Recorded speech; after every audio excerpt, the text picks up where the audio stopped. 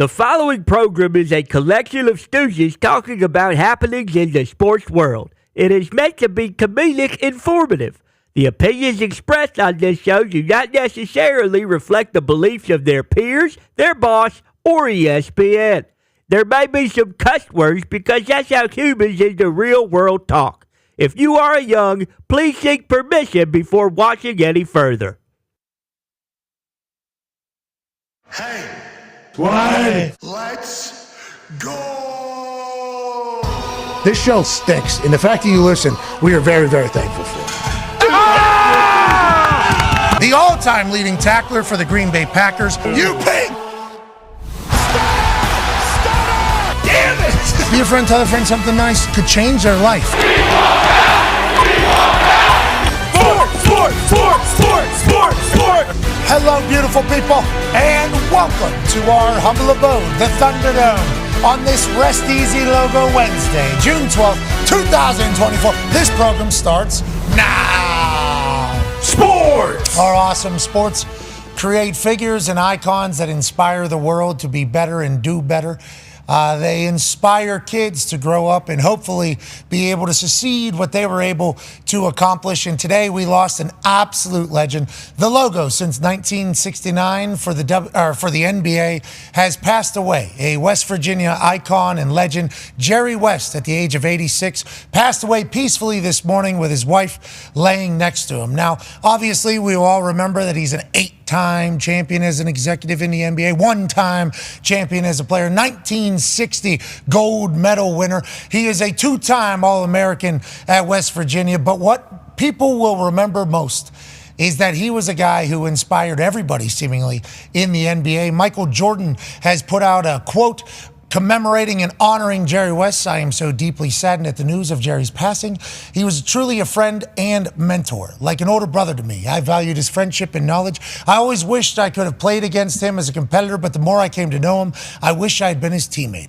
I admired his basketball insights, and he and I shared many similarities to how we approached the game. He will be forever missed. My condolences to his wife, Karen, and his sons. Rest in peace, Logo. One of his sons, Johnny West, went to school at West Virginia whenever I was there. He was also alongside Joe Mazzulla, I do believe. I assume Joe Mazzulla in the West family pretty close, if I had to guess. But this is somebody that obviously the entire sports world is mourning. We went and looked up his highlights because obviously in the 60s, I was not around, did not see many. We had a nice, sick baby hook. We had some good vision on the court. We were able to cut to the hoop and cut to the basket and also lead in a fashion in which his teammates loved him. Now, there was obviously the Showtime series about the Lakers that depicted him in a fashion that he was not very happy about. There was some shit talked about the era in which basketball was played by Jerry, and Jerry came back and talked shit to J.J. Redick. It feels like everything that Jerry West did, we all appreciated. He was an absolute dog and a man who obviously helped shape basketball into what it is today and the NBA into what it is today. So rest in peace, Jerry. You did good, pal. You done good. Yeah. As the Zeke. Yeah, from Cabin Creek. Cabin Creek in West Virginia. West Virginia guy done good. Rest in peace to him. And condolences to his entire family, just like Michael Jordan said. Now, the Talks the Table is here.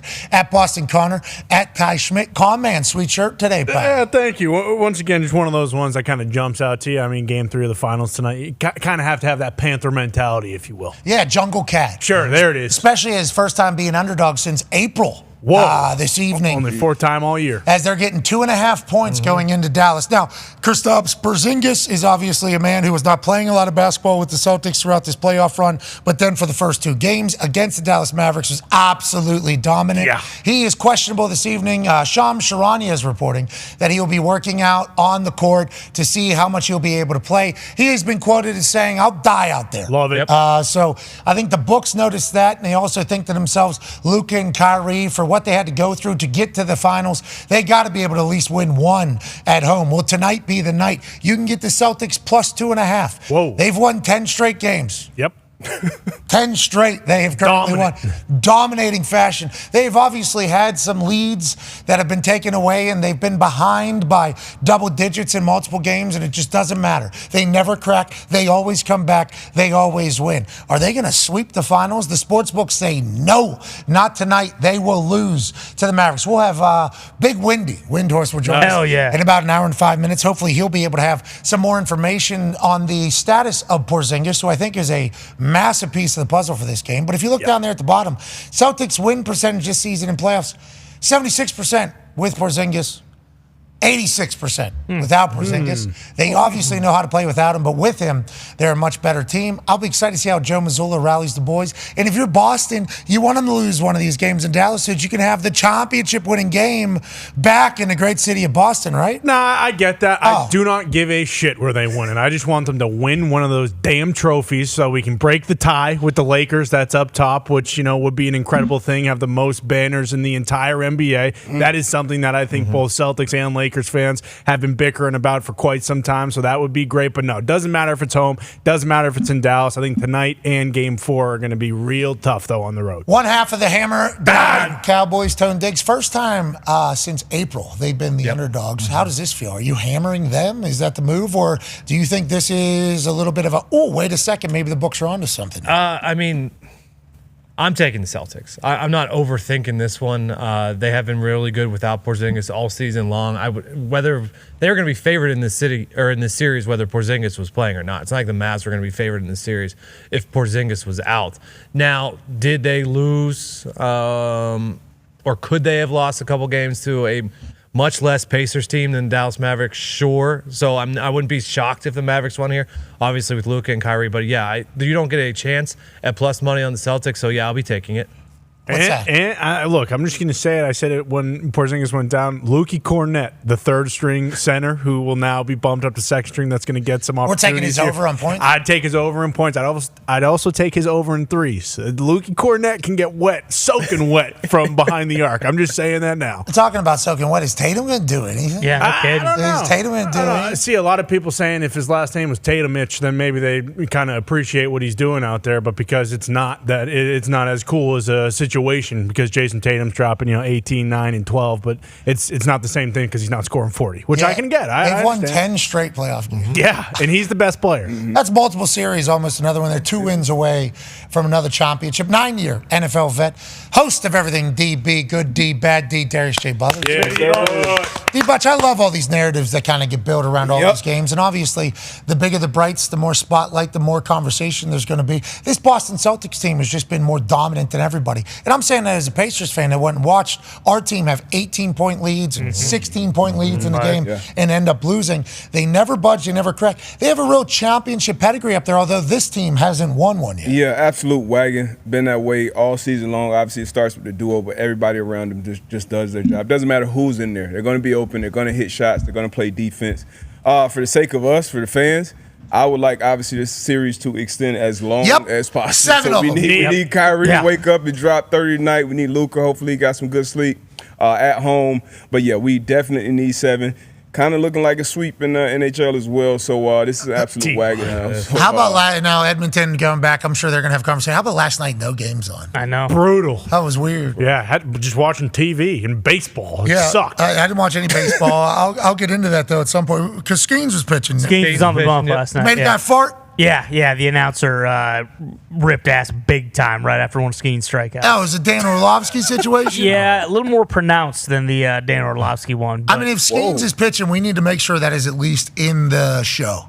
Because like last night, no game. Here, run this. Do we have sound? Oh, this is not the fart. Okay. If we have the fart, we should run. We should definitely run the fart.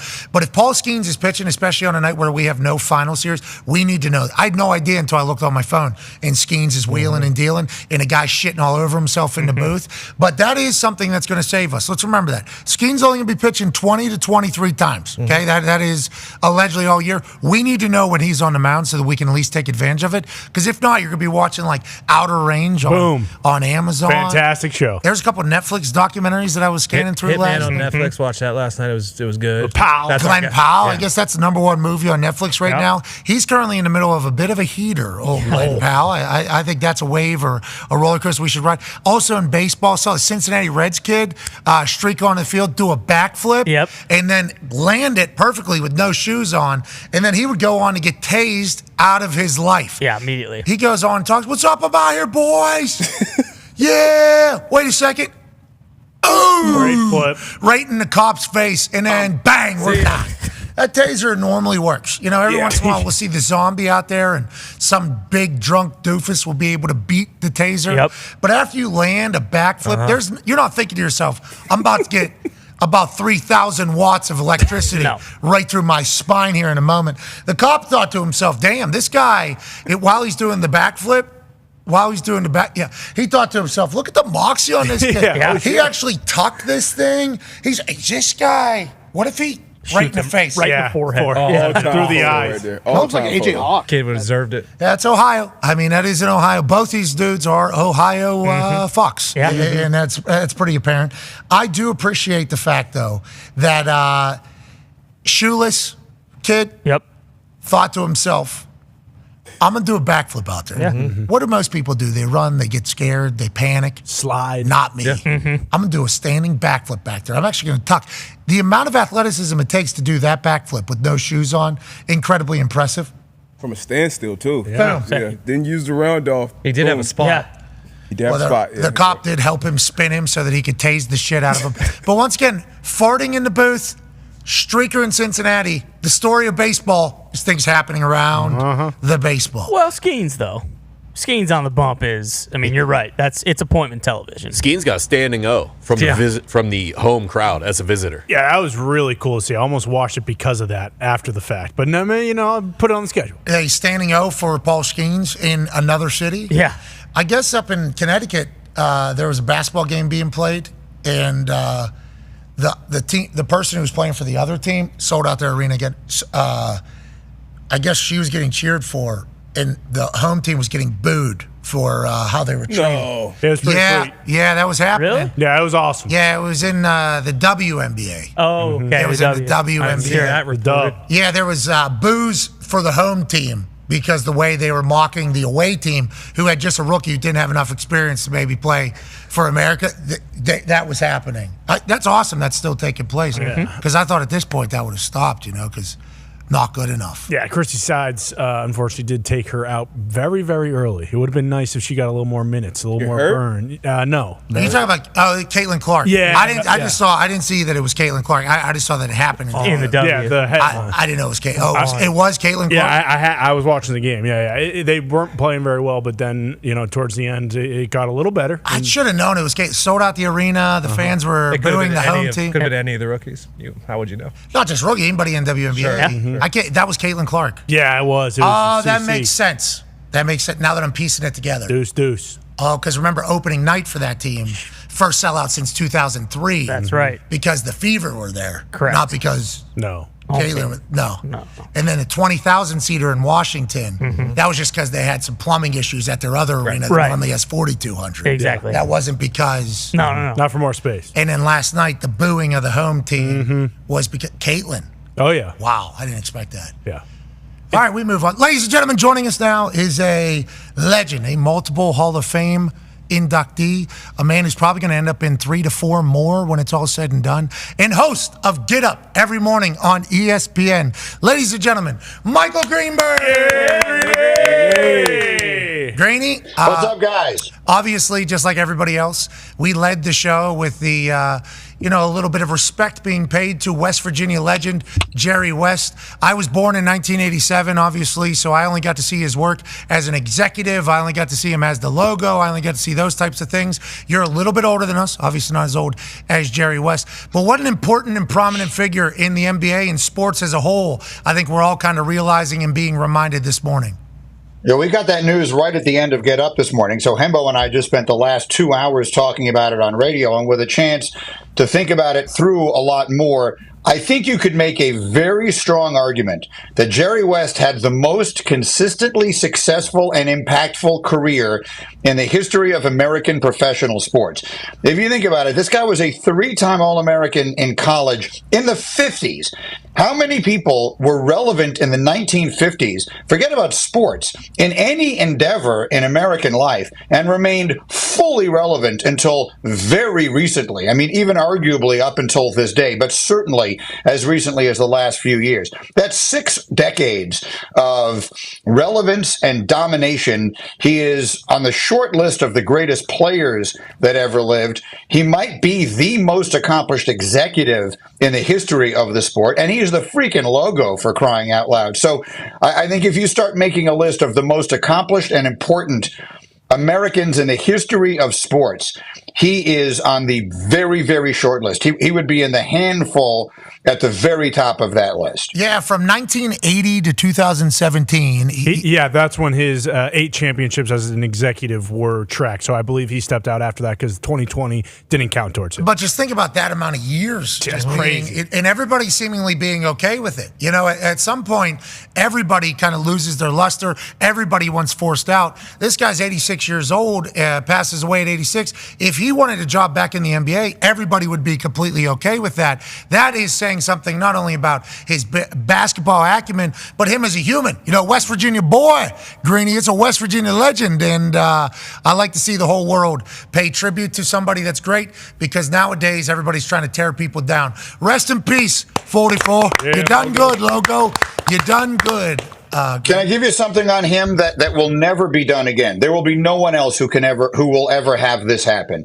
Jerry West was the MVP of an NBA Finals that his team didn't win. He was the most outstanding player of an NCAA tournament that his team didn't win. West Virginia lost in the championship game to Cal, but the most outstanding player in that tournament was Jerry West. In 1969, they lost in 7, a legendary 7-game series to the Celtics. Jerry West was the MVP. He remains the only MVP in a losing cause that the NBA Finals have ever had. You could argue LeBron should have won that at least once, but that's neither here nor there. That'll never happen again. He was the best player, win or lose, in practically every game he ever played. Steven Jackson literally just said on our show a couple days ago.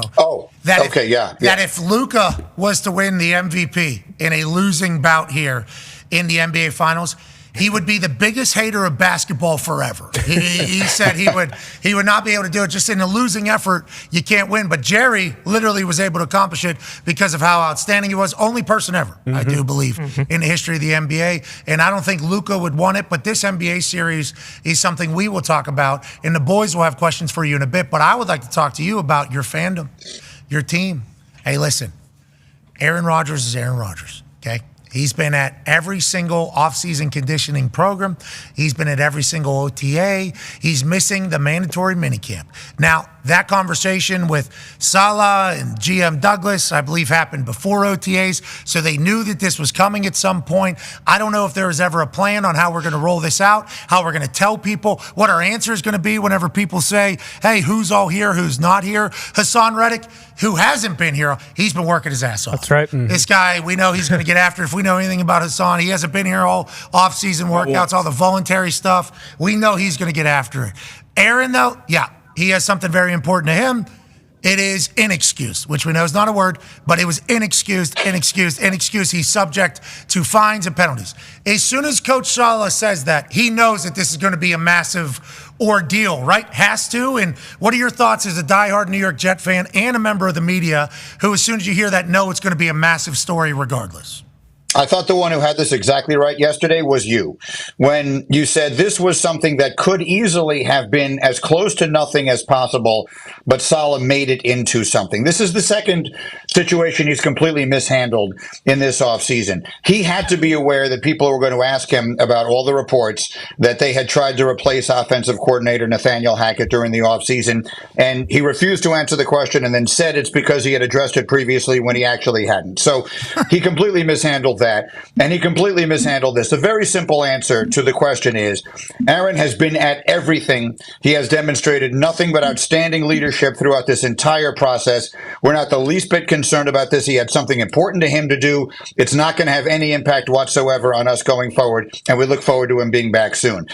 Dan Orlovsky speculated on Get Up this morning, Pat, I'm not sure if you saw it, that Saleh handling it the way he did yesterday suggests that there's somebody who doesn't like it. And we can only guess who that somebody might be. Is it the coach himself who doesn't like that Rodgers isn't there? Is it the owner who doesn't like that Rodgers isn't there? Is there some other prominent player, although I find that tough to picture, that isn't happy Rodgers isn't there? Personally, I have no issue whatsoever with Rodgers not being there. The leadership he has shown, the dedication to this he has shown from the second the Jets signed him. Look, there are a million different things people have criticized Aaron Rodgers about over the last year and a half, and I won't argue with almost any of them. But I think it is inarguable that he has been outstanding as a leader in every way that he can be and completely dedicated to the cause. So I don't have any problem if he had something big going on here, whether it's, this is graduation season. I don't know if he's at the graduation of someone he cares about, or who knows what this is. We'll find out. Probably you'll find out before anybody else, because he'll come on your show and talk about where he's been. Fine. I don't have a problem with it. Saleh made it into an issue yesterday. I agreed with you that was not well handled by him, but I do agree with Orlovsky's take that maybe the way he handled it yesterday suggests that while I'm okay with it, maybe down deep inside he isn't okay with it, or someone else important isn't okay with it. Yeah, and it's very fascinating because in the NFL, these types of things happen. I mean, Tom Brady missed an entire training camp. Obviously, he had a lot going on at that particular case. He missed practice in there. But mandatory minicamp, especially if you have 100% attendance going into it, normally, 20 years into his career, you would think there would be at least some sort of conversation where they're like, all right, cool. Yeah, you got to do what you got to do. And people cut mandatory minicamp early, especially if there's 100% attendance, which there seemingly has been for the New York Jets, which leads me to this. Are you optimistic that it's all going to work out? Last time you were on, I think you said the only question you have about this Jets team is coaching. Like, that is really the only question.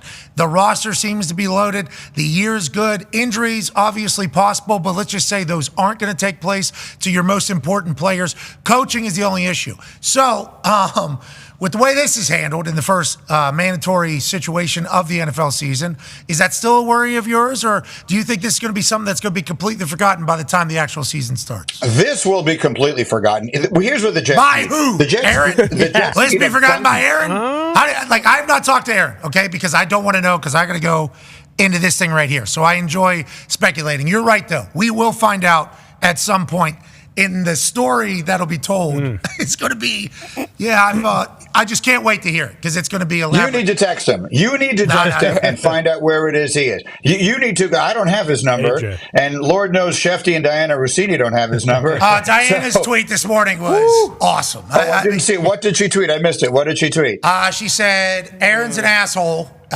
He could have been at football. Instead, something else is more important. Something along those lines is pretty much what it was. She didn't say asshole. I'm just saying way it read was, that was the tone. He's an asshole in this entire thing, which Coach Saleh had to know was going to be here it is. Aaron Rodgers is skipping all of Jets mandatory minicamp this week because he prefers to be somewhere else away from football. That's his choice. All right, so kind of how I summed it up is what she said. But that is an accurate take, I guess, on the situation. But the fire could have been put out immediately by Coach Saleh, who understands that he didn't want it to be. So maybe Dan Orlovsky's accurate as well. Maybe he's speaking for numerous people. But all those people know that if Aaron doesn't play football, they're all fired. So it's an interesting dynamic over there, for sure. Do you think he shows up at any voluntary shit next year if he's still on the Jets? No chance. I'm so not worried about next year. Like, next year is another lifetime away.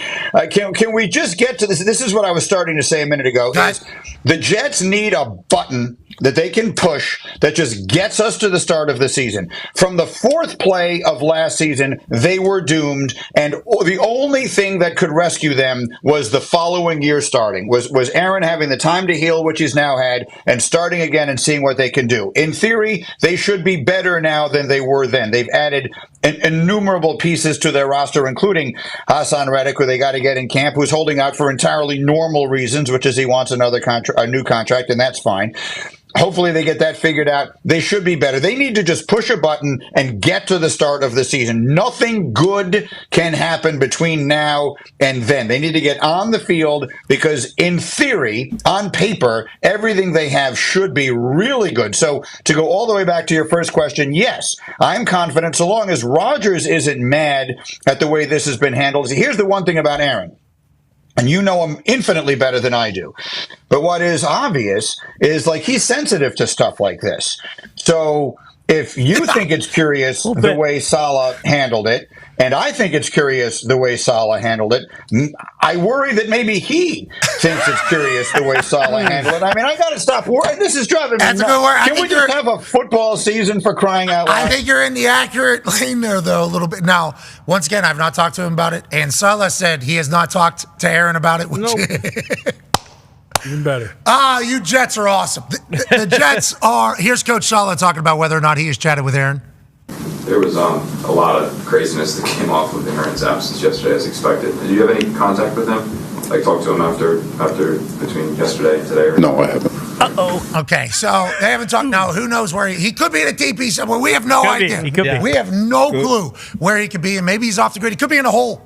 Yeah, he literally could be in a darkness. Yeah. We have no idea. Like AJ Hawk, who knows him better than any human on earth, and I thoroughly mean that when I say that. AJ Hawk knows him better than any human on earth. He comes on, he goes, he could literally be anywhere on earth right now. He could literally be anywhere on earth right now. And I don't even know if AJ knows, or AJ definitely knows he's not going to tell anybody. It's like, so maybe they just haven't been able to be in contact, and maybe Aaron is able to just kind of move on from this, but I feel like it was a ball dropped just for no reason. You're just adding extra shit for no reason in a season in which there was a bunch of shit last year. Let's reset this and go. 100% attendance throughout every voluntary thing could easily just be like, yep, got him, he's all good, he talked to us, we're all eyes on the season. But instead, the Jets are going to do Jet stuff, but let's hope it moves on. Ty has a question for you, Greeny. Yeah, Greeny, so, I mean, obviously, if they don't win, everyone's going to be gone regardless. But yesterday I was kind of thinking, like, hey, even if they do win the Super Bowl, there's a chance they're still going to shit can Saleh because every time he opens his mouth, he has to put his foot in it. You know, not too long after. Given Bill Belichick's affinity for Rodgers and Rodgers' affinity for Belichick, do you think even if they are very successful this year, maybe not win the Super Bowl, do you think that's something that they may entertain? Is, hey, no matter what, we're going to go after Belichick. We want to pair him with Rodgers, and then we have a guy who knows how to, handle the media. We don't have to worry about him saying something and then having to kind of, react to it again the next day because he said the wrong thing. Like, because this window is so tight with Rodgers, do you think there's a chance that they kind of just say, all right, we really are going to go all in and let's go after Belichick maybe at some point during this season or after the season's over? I'm trying to think of the right way to respond to that. There is nothing on planet Earth less likely to happen. Aaron Rodgers is more likely to get vaccinated on national television and hold a special than Bill Belichick is to accept the coaching job of the New York Jets. Okay. Bill Belichick, for anyone who knows him, hates the Jets. If you ever saw the Big Bill and Little Bill, that thing that he and Parcells did together? He wouldn't even walk into the Jets locker room, but they were back in the stadium that the Jets and the Giants share. They went into the Giants locker room. He wouldn't walk into the Jets locker room. He hates the Jets. Ask any of the former Patriots.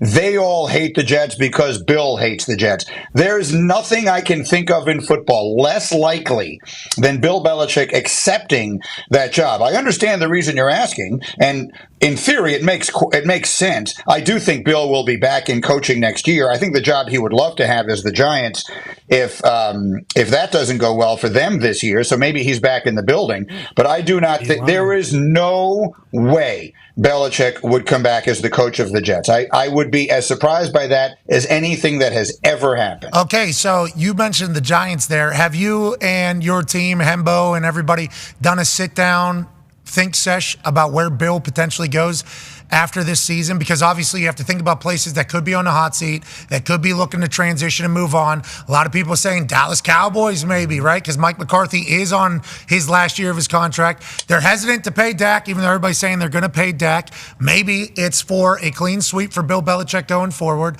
How about the Buffalo Bills have been mentioned a couple different times because his amount of respect for Josh Allen, and we love McDermott. We love the Buffalo Bills. But if they have another disappointing year after getting rid of Stephon Diggs, are they going to think about maybe bringing in Bill? Have you thought about this? And how wild will our shows be next year whenever Bill Belichick is certainly making the rounds?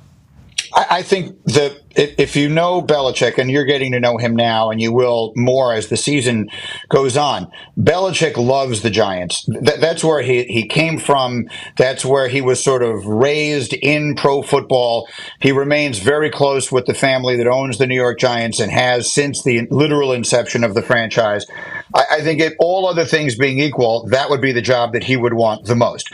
The Cowboys part of it, I think, is interesting because there are people who would think that he could never deal with or work for Jerry Jones. I would disagree with that. I think he might enjoy not being the person who has to get up there and talk about anything. And very briefly, if I may, yes, sir, I would say to you, I don't think they get a deal done with Dak Prescott at all. Whoa. If I'm advising Dak Prescott, well, let me ask you a question, McAfee. You're one of the most you were one of the highest value free agents in the media business for a while there, right? How'd that work out for you? Pretty good. How was it? How was it being an unrestricted free agent where everyone could just throw as much money at you as they possibly wanted to, and you could just sit back and pick where you wanted to go?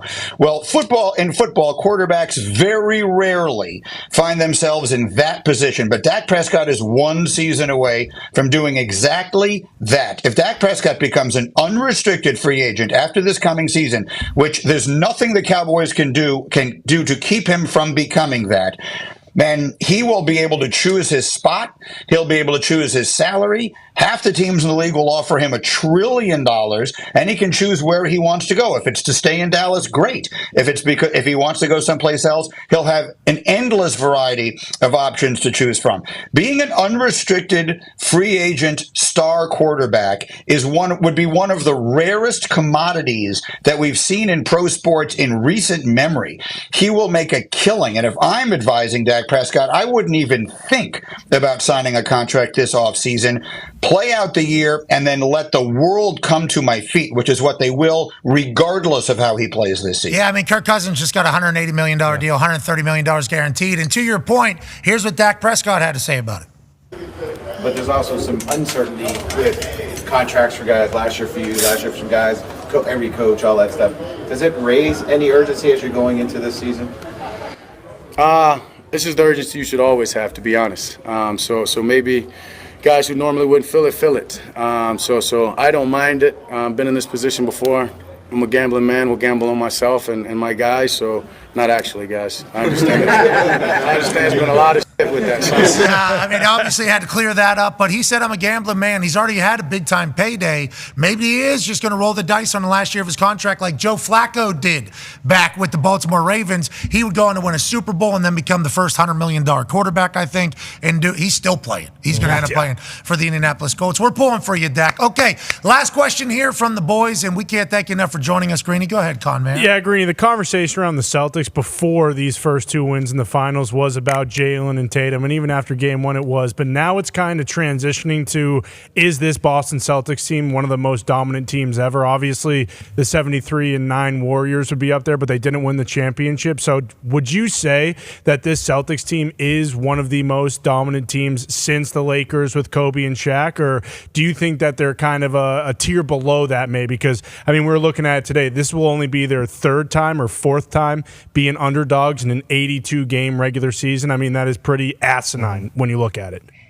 Yeah, if they sweep the series, they'll finish 80-20. They're the only team in the NBA that did not have a 3-game losing streak the entire year. They played a lot of it without Kristaps Porzingis. By the way, with Kristaps Porzingis, I think this was a sweep. But the reason that Porzingis is a unicorn is not because his talent is so unusual. It's because sightings of him are so rare. And so this shouldn't come as a surprise, but they have a lot of experience playing without him. So I still expect them to win, though not nearly as easily as they would have otherwise. There's two separate questions, I think, or there's two answers to your question. Do I think they are as great a team? If you lined them up and you had them play the Shaq and Kobe Lakers, do I think they would beat them? No. I think the Shaq and Kobe Laker team was better. But that doesn't mean they aren't as individually dominant at a given time as those teams were then. The game has changed. The league is different than it was then. I think people overlooked the Celtics this year for a couple of reasons. One, they ran out and were so far ahead of everybody so early that we just all kind of lost interest. We were trying to figure out, can anyone in the East play with them?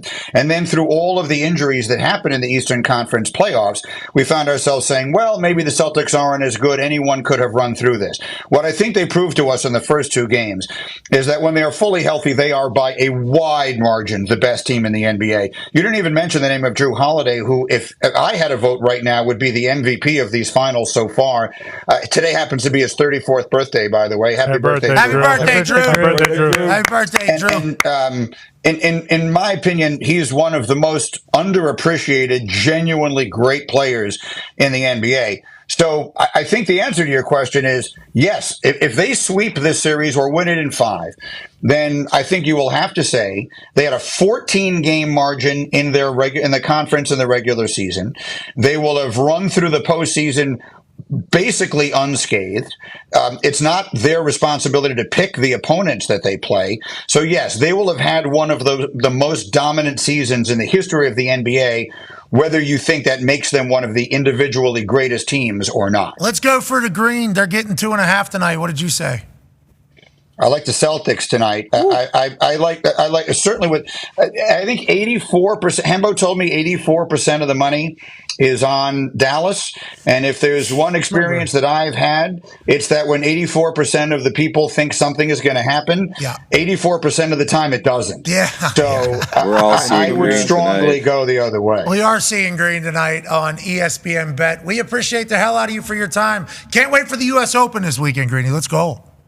Yeah, I mean, I have so much to say. Let's do this again soon. I have so many things to say about so many topics we didn't even get to, including golf and Caitlin Clark. I heard you guys talking about the Caitlin Clark. I didn't know that was that. Nope. Sorry about it, Greeny. Nope, Greeny. No thanks. We don't talk about that. We can't. That's the universe has told me numerous times. I am too stupid to be talking about that. So I am just going to. Yeah, but I'm not. So I could talk about it. If we'll have you on. Yep. That's the play. That's journalism. We did some good journalism too. Before I said the stupidest thing I've said into a microphone, I did some good journalism on that, Greeny, and I feel like that message just got lost completely. And if that message would have been heard, I think we'd be in a different spot right now. But instead, I ruined it right at the end with some. Just why to say it? Didn't have to say it. Didn't have to say it. Well, the sentiment wasn't what. Did not mean it in a negative fashion. It was in a positive fashion. But didn't have to use those descriptors. Could have used something. She's the league. I know people on your show aren't happy about it. She is. That's just a matter of facts. And you can look into any stat that you want to whenever it comes to interest level from people. And that's a matter of fact. The U.S. women's team, though, is going to win. And that's you're all USA fans. Exactly. But who says she's not good enough to be on the team? I mean, she's put up the whole sentiment is she's not good enough to be on the team. Okay, well, there's like 7 missed layups from her teammates whenever she passed the ball every single game. She could be averaging a double-double right now as a rookie on a team that has like 4 wins. So Greeny, I appreciate you. We'll do this again. Very soon. Yeah, let's do it again. Good to talk to you guys. Thank you. Have fun tonight. Greeny, she should be on the team. Ladies and gentlemen, Mike Greenberg. Yeah, Greeny. I don't like that that's the whole sentiment. It's like, we don't pick team for marketing. It's like, okay, one of the people on your team has only played 1 game this year, okay? 11 points, 4 rebounds. That smells like marketing. So I don't know. You tell. So I'm not getting into it. I'm not doing it. Well, she should be on the fucking team. She's. Yeah. I can't. The worst part is like they know they're going to win. It's like at least give a young rookie who's going to be already the face, who is the face of the league, like a little leeway. No, I don't care about that whole thing. Yeah. I don't just put her on the court. Let's see if she can. The whole marketing thing's mumbo jumbo too, because are we trying to grow the game or not? Like that's the whole thing. Like we're trying to grow the game. People want to watch her. That's why she didn't go to the big three, right? Because she Bingo. could have got $5 million, but she wanted to grow the game. Exactly. She knows she wants to grow the game just like the rest of us who want to grow the game. But once you start growing the game, we don't like how the game's being grown. Wait, it's not just that. That's not how the game's grown. No, it's obviously because of the rest of us who've been here the whole time and nobody watched. Not saying it. Let's move along. Got to wonder about joining us. Can't do it. Got to wonder about the players too. I mean, I understand that the higher ups make decisions, but got to wonder about the players. Have to. Well, I guess one of the higher ups has a tweet from the past that was like, "Oh yeah, from the season." Oh yeah. Not Ladies and gentlemen, the U.S. Open's this weekend. That's right. Tough track. It's on a tough track. Pinehurst. Tough track. It is a tough track. I don't mind watching these professional golfers look like me for a weekend. And that's what happens every single U.S. Open. Joining us now to chit-chat about it is the founder of the No Laying Up podcast, friend of the program, ladies and gentlemen, Chris Solly-Solomon. Gentlemen, how we doing? Solly, what's good, man? Another major U.S. Open. Excited to chit-chat with you. Thank you so much for making some time. Now, the U.S. Open every year, the way I view it is like, okay, this is the hardest course of the year every year. There's going to be some embarrassing shots that are going to take place. Scores are going to be low, or scores are going to be high. You get it, though. Final score is not going to be a big number. Is that how I should view it? Is that how every U.S. Open is? And why is that the case? It is supposed to be the most complete test in golf, right? The USGA likes to trot out that phrase of, we're not trying to embarrass the top players in the world. We're trying to identify them. Now, sometimes in their history, they have tended to embarrass players. There's a couple times, there's a fine line you got to walk in golf course setup where it can get kind of silly, kind of ridiculous. And, a good shot and a bad shot can end up in the same spot. And it really pisses the players off. And some people on TV like to watch it for that, like to watch people get frustrated, like to watch the misery. But, the USGA is trying their best to toe a very fine line of here is how we can really, really, really challenge you, yet reward good golf shots. And also, keep it fair. Keep it fair, and at the same time, promote some of the things that you guys like to watch on TV. We all like to watch. With this ball you're showing rolling into the bunker, if you miss, it's gaining. In the wrong it's a spot. snowball. Yeah, it's gaining. Drop that in the middle of the green. Drop that in the middle of the green. Coming. And there was a couple clips and quotes, obviously, from all the golfers talking about U.S. Open and in Pinehurst. Pinehurst, naturally very, very, very hard course, because that sounds like that is how everybody's talking right now. It is, and it's afforded a luxury that not a lot of golf courses we see on major championships are afforded, and it's got sand-based soil, right? Which it leads to golf balls are going to roll out a lot bit more, right? There's not really rough on this golf course. There's wiregrass. There's all kinds of. There's like 75 different strands of native vegetation that they have off of the fairway, but it's going to promote some exciting golf. It's going to you're going to see the ball rolling a lot, and now they're showing some of these clips of the balls getting dropped on the greens and rolling all the way off. An important identifier with Pinehurst is like there's the actual green and then there's the reality of the green, which is much smaller, right? They have massive false fronts, false sides, false backs, whatever it may be. So you might see a ball that looks like a pretty good shot on TV, but there's a huge slope there. And these guys know where the slopes are, right? They're not going to be shocked they're going to pretend to be shocked some of the times when they see balls roll off the green, but that's the whole challenge of Pinehurst. Can you get the ball onto the right parts of the greens, hole it from 8 to 12 feet where you're going to be putting from a whole bunch? And I cannot wait to watch. I'm absolutely giddy for this week. It's like one of my favorite golf courses in the world. Major, everybody back, but there's one particular guy that is the odds-on favorite. Darius has a question for you. Yeah, Scotty Scheffler, just an overwhelming favorite right now, and for rightfully so. He's been dominant. Who's, I guess, the next best bet for you, in your opinion? Xander Schauffele is the next one on the board, plus 1,000 there. And look, we said this ahead of Valhalla. He's a really, really good player from 200 yards and longer, right? And this is a golf course. Most major championship venues are going to take. PGA Tour can tend to be a little bit of a wedge fest, more wedges into greens, and major championships are going to be more long irons. That's a good benefit to Xander. At the same time, it's a completely different test of controlling of the golf ball, and I think Xander's putting is really underrated. Not a lot of people talk about how good he is as a putter, and he's now bagged a major championship. He's got the monkey off his back of the pressure of not having won a major championship. He's playing some incredible golf. Scotty really needs a rival right now. I mean, this would not be the worst thing in the golf world. If Xander wins this one, all of a sudden they're tied at 2, and Scotty kind of has a challenger. Scotty Scheffler, far and away, still the number one player in the world, but it gets a little more interesting if Xander gives him a good run or manages to win this week. How do we feel about Rory just calling off the divorce? We still think this is revenge Rory golfing, or what do we think about the mindset of Rory McIlroy heading into an impossible golf course? I'm not touching the personal side of that one, but for this golf course, Pinehurst. I have nothing to add. Isn't golf in between the ears? Golf is in between the ears, Sully. No laying up, brother. So in between the ears and right behind the chest. And guess what's there? His heart and his brain. That is literally what it's all about.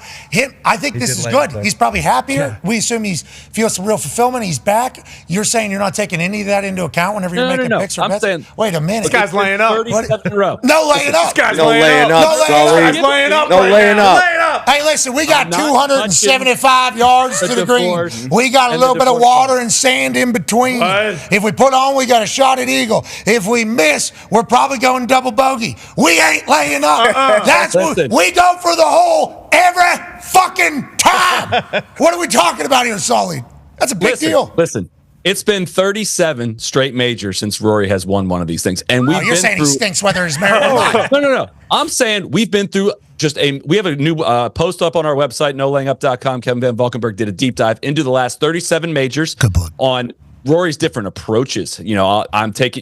I'm showing up at Augusta late this year. I'm showing up a week early this year. Blah, blah. He has changed his approach and his mindset so many times. It's like, now that he's married, is the perspective going to change? And is he going to go on a major championship run? He's got a new caddy now. Does that mean he's going to go on a major championship run? He's getting divorced now in front of the PGA Championship. Does that mean he's going to go off and win? Now he's not getting divorced. What does that mean? I'm saying I'm not going the emotional roller coaster ride of all the different approaches and all the different momentum factors we've seen with Rory heading into one of these majors. Now, I did not think LACC, the course last year, Los Angeles Country Club, was a great fit for Rory, and even ended up finishing runner-up. So I'll preface that to say I also don't think Pinehurst is a great fit for him. If we're talking about a test of being in the most control of your golf ball and power being a little bit stifled on this course, Rory's, the name of Rory's game is to hit it far, hit the wedges good enough, and kind of get on a run and take advantage of golf courses with his length. I don't see that happening at Pinehurst necessarily. That doesn't mean he can't win. He's just going to have to play incredible golf and be in great control of his golf ball that we just haven't seen over the last several months, to the level of which, again, we're in a different world now with what Scottie Scheffler is doing.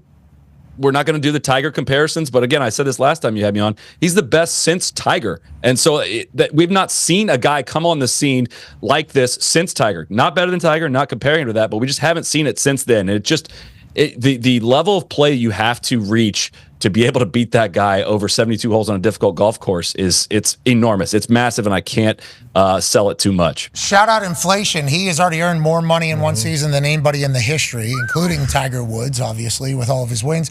And he also went to jail during the season, which is inflation. I think it just means like money becomes worth less, actually, even though it's the same. And then they just start making up cartoon numbers. That's what I think. And then that number has like so many commas in it. And then it just like keeps going. It's whatever. And just keeps going. And that's inflation. Yeah, I think, And it inevitably, though. Some inflation, too. And I don't know what that means. Another league.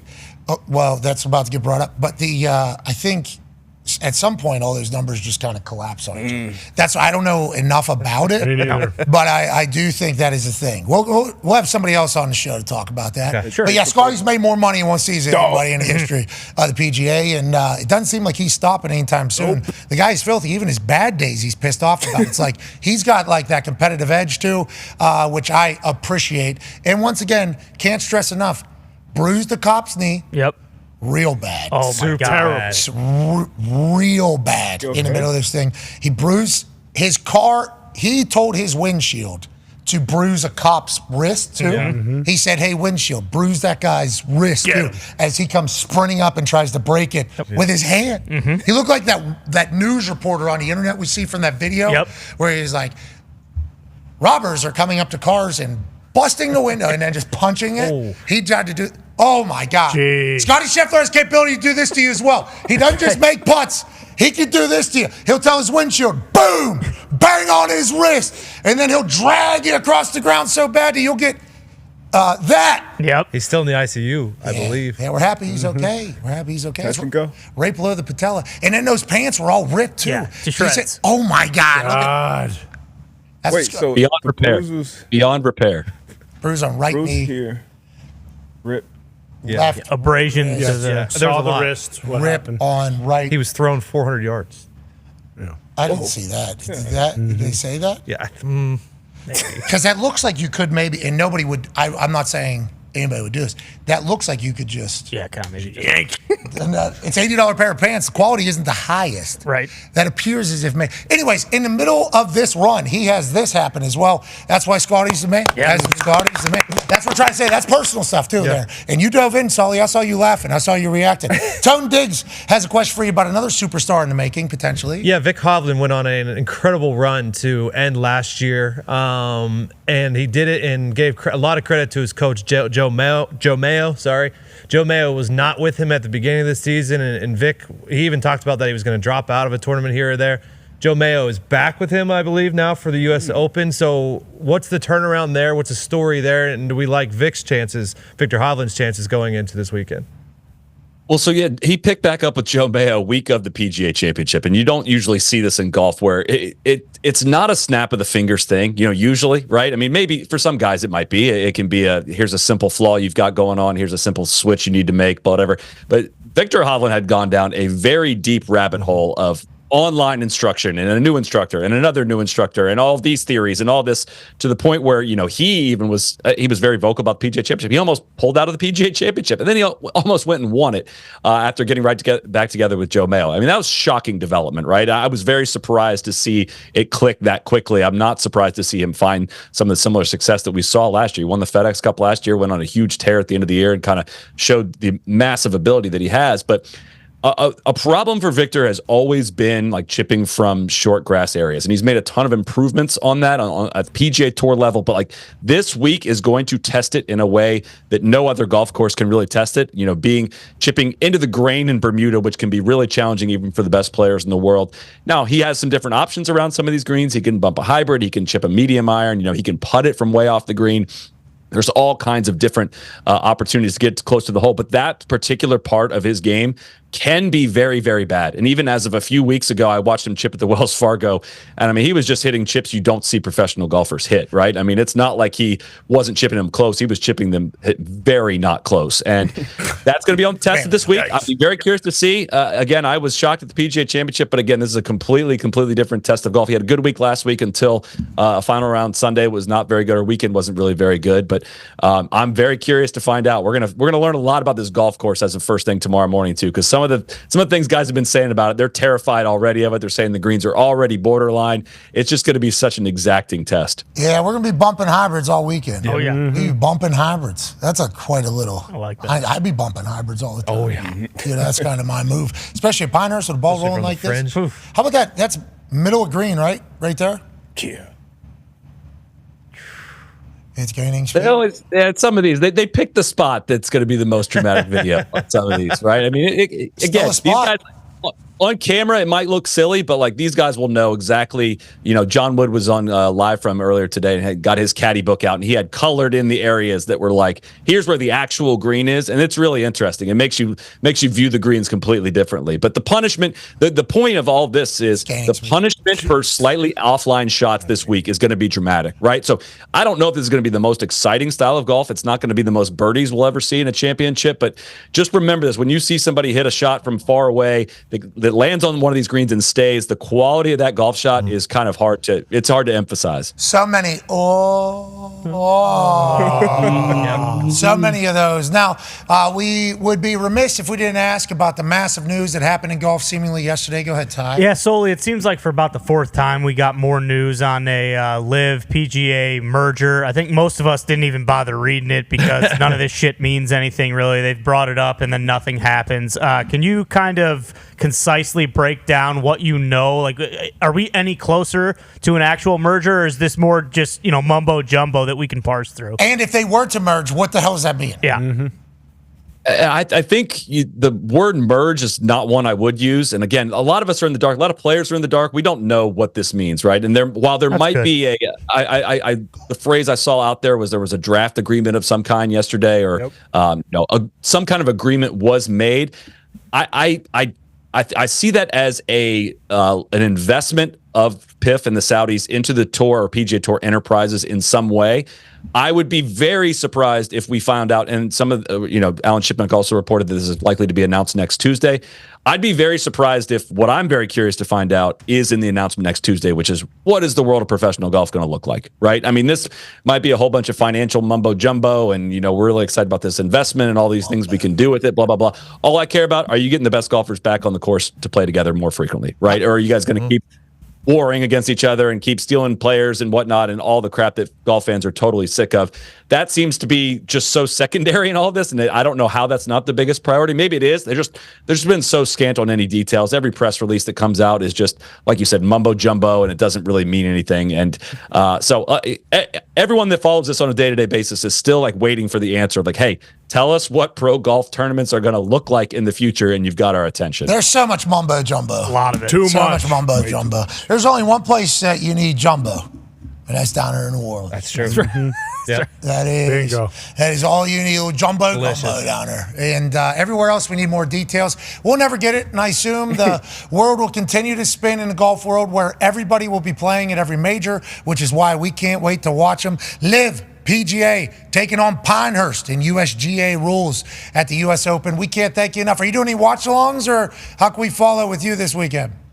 We'll be doing live shows after every round on our YouTube channel. Shout out to the original YouTube content creators, podcasters, and you guys as well. But after every round of play, we go live on YouTube and Twitter and all that, and podcast feed and all that. So hours and hours. Did YouTube acknowledge you as like a YouTube creator? Have they done that for you guys? I mean, they gave us the plaque for whatever subscribers, whatever it is. They don't like talk shows. Don't get your accolades. Really? They don't understand talk shows. I don't think we got to go. Zoom in. Yeah, right. A little bit more of that. I think zoom out stuff. We'd be able to figure it out. Oh well, you guys keep crushing it. We can't thank you enough, ladies and gentlemen. Chris Solomon. Yeah, the YouTube world never really. We were only on YouTube for a while. Yeah, a long time. Why is that? I don't know. I asked the question numerous times. And then you started doing the zoom in, zoom out, and they moved you right up to the top. We started getting They don't have a sports thing on their side. It's not one of their main. Yeah, I don't think they love sports right now. I got massive. I think they're getting into it with the NFL. But I have massive respect for the YouTubers, like just hustlers, entrepreneurs, and everything like that. But like we, literally built this thing through YouTube. Mm-hmm. Yes. And YouTube started making deals with like the NFL, and like we weren't even getting. I was like, why? We are like. We're like an NFL show, and they're like, oh, yeah, I'll remember that for next time. The YouTuber's like, get the fuck out of here. You guys say zoom in, zoom out? No. Very weird, yeah. I was very confused by it all. I genuinely had no idea.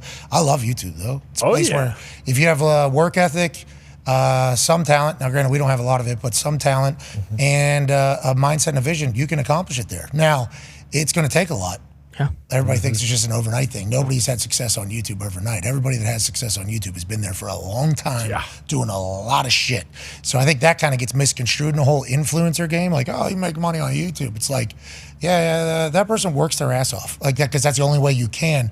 Because then the algorithm learns and trusts you and knows that you exist, and then you keep moving. But YouTube is the place. We appreciate it. They had no appreciation for us. No, not until you started eating really hot stuff or tried eating a bunch of Big Macs and stuff like that. YouTube's like, now this is our shit. These guys get it. What we're talking about. Mr. Beast talking about it. It's crazy how like that process they went through. Mr. Beast studied YouTube whenever he was a teenager. So how do you work on it? How to move? And now he's going to be, he might be a billionaire already. Probably. It's fantastic. And Google's just taking 50% of that.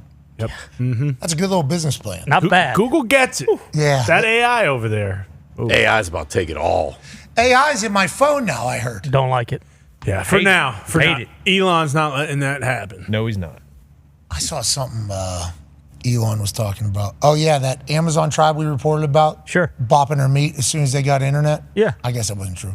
Yeah, but you could see. But it would be true. I think that's why the journalists who post that were like, yeah, that makes sense. As soon as they get the internet, obviously, they just want to beat the hell out of themselves. Yeah. If they're on X, they certainly are. Oh, boy. Well, especially not likes or no more likes. Look out. Yeah, so what's that all about? What does that mean? Because I saw a tweet that said you will no longer be able to see people's likes.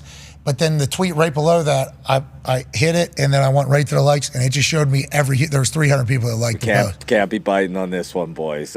Don't buy it. Judgment Day 2025. Just real quick, likes don't matter anyways. So if you're putting posts up and it's not getting a lot of likes, who cares? Someone get the Lambo. It's all about the reposts that you need, for sure. They will show Inside up. joke, great. My bad. Obviously. That's on me. Yeah, and hand up. There's a lot of those out there, I think, not just friends of the program. But yeah, Elon's making the announcement. Your likes will not be publicly made anymore. Okay. Thank the Lord. They don't matter. Have you ever liked the post? I never have. See you next hour. Cheers. In an abandoned warehouse, Arthur Isaac Fischel, the world's AI authority, has summoned the Earth's most influential doofuses for an emergency meeting about the terrifying powers of artificial intelligence. Antonio Margherita, influencer from Italy. Vladimir Borobashnakowski.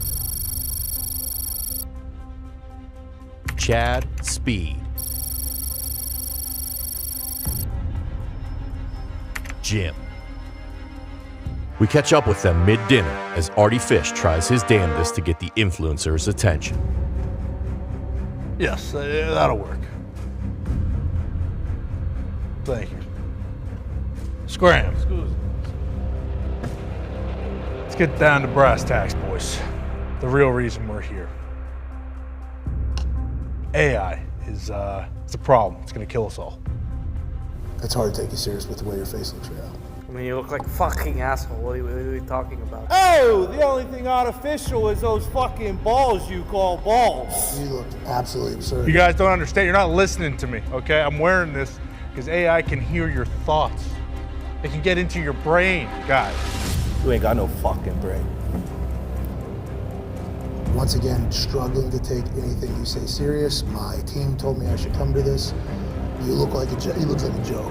Like an absolute jerk off. Does this look like a joke? Huh? That's a nuclear bomb. Nah, that's fake. Just fucking bad man puts marbles in plastic case. You need a guma, my friend. You guys aren't listening. This right here, AI gave to me a nuclear freaking bomb.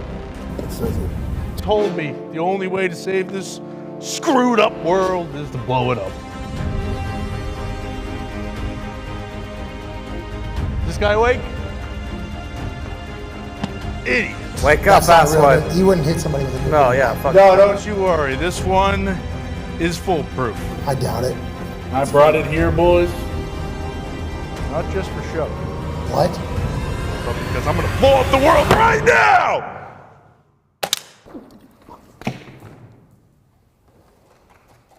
Holy shit!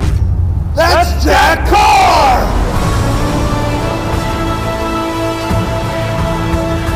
Turns out, that was an actual nuclear bomb. Arthur Isaac Fischel was going to blow the entire world up, and Jack Carr saved us all. It was his actual first shot. And Artie Fish is actually dead. Forever. Thank the Lord that Jack Carr sensed trouble. Hell yeah, Jack Carr. Hell yeah. The following program is a collection of stooges talking about happenings in the sports world. It is meant to be comedic informative.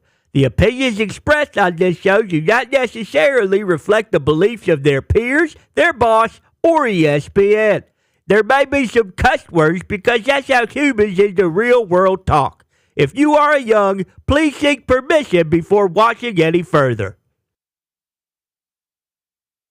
Hey, what? Let's go! This show stinks, and the fact that you listen, we are very, very thankful for. The all-time leading tackler for the Green Bay Packers, you pig!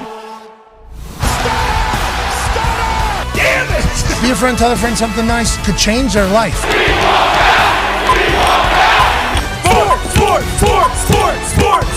Hello, beautiful people, and welcome back to our humble abode, the Thunderdome, on this Rest Easy Logo Wednesday, June 12th, 2024. Hour 2 of the program, starts now. Sports are amazing, and obviously we're mourning a sports icon who passed away this morning at the age of 86.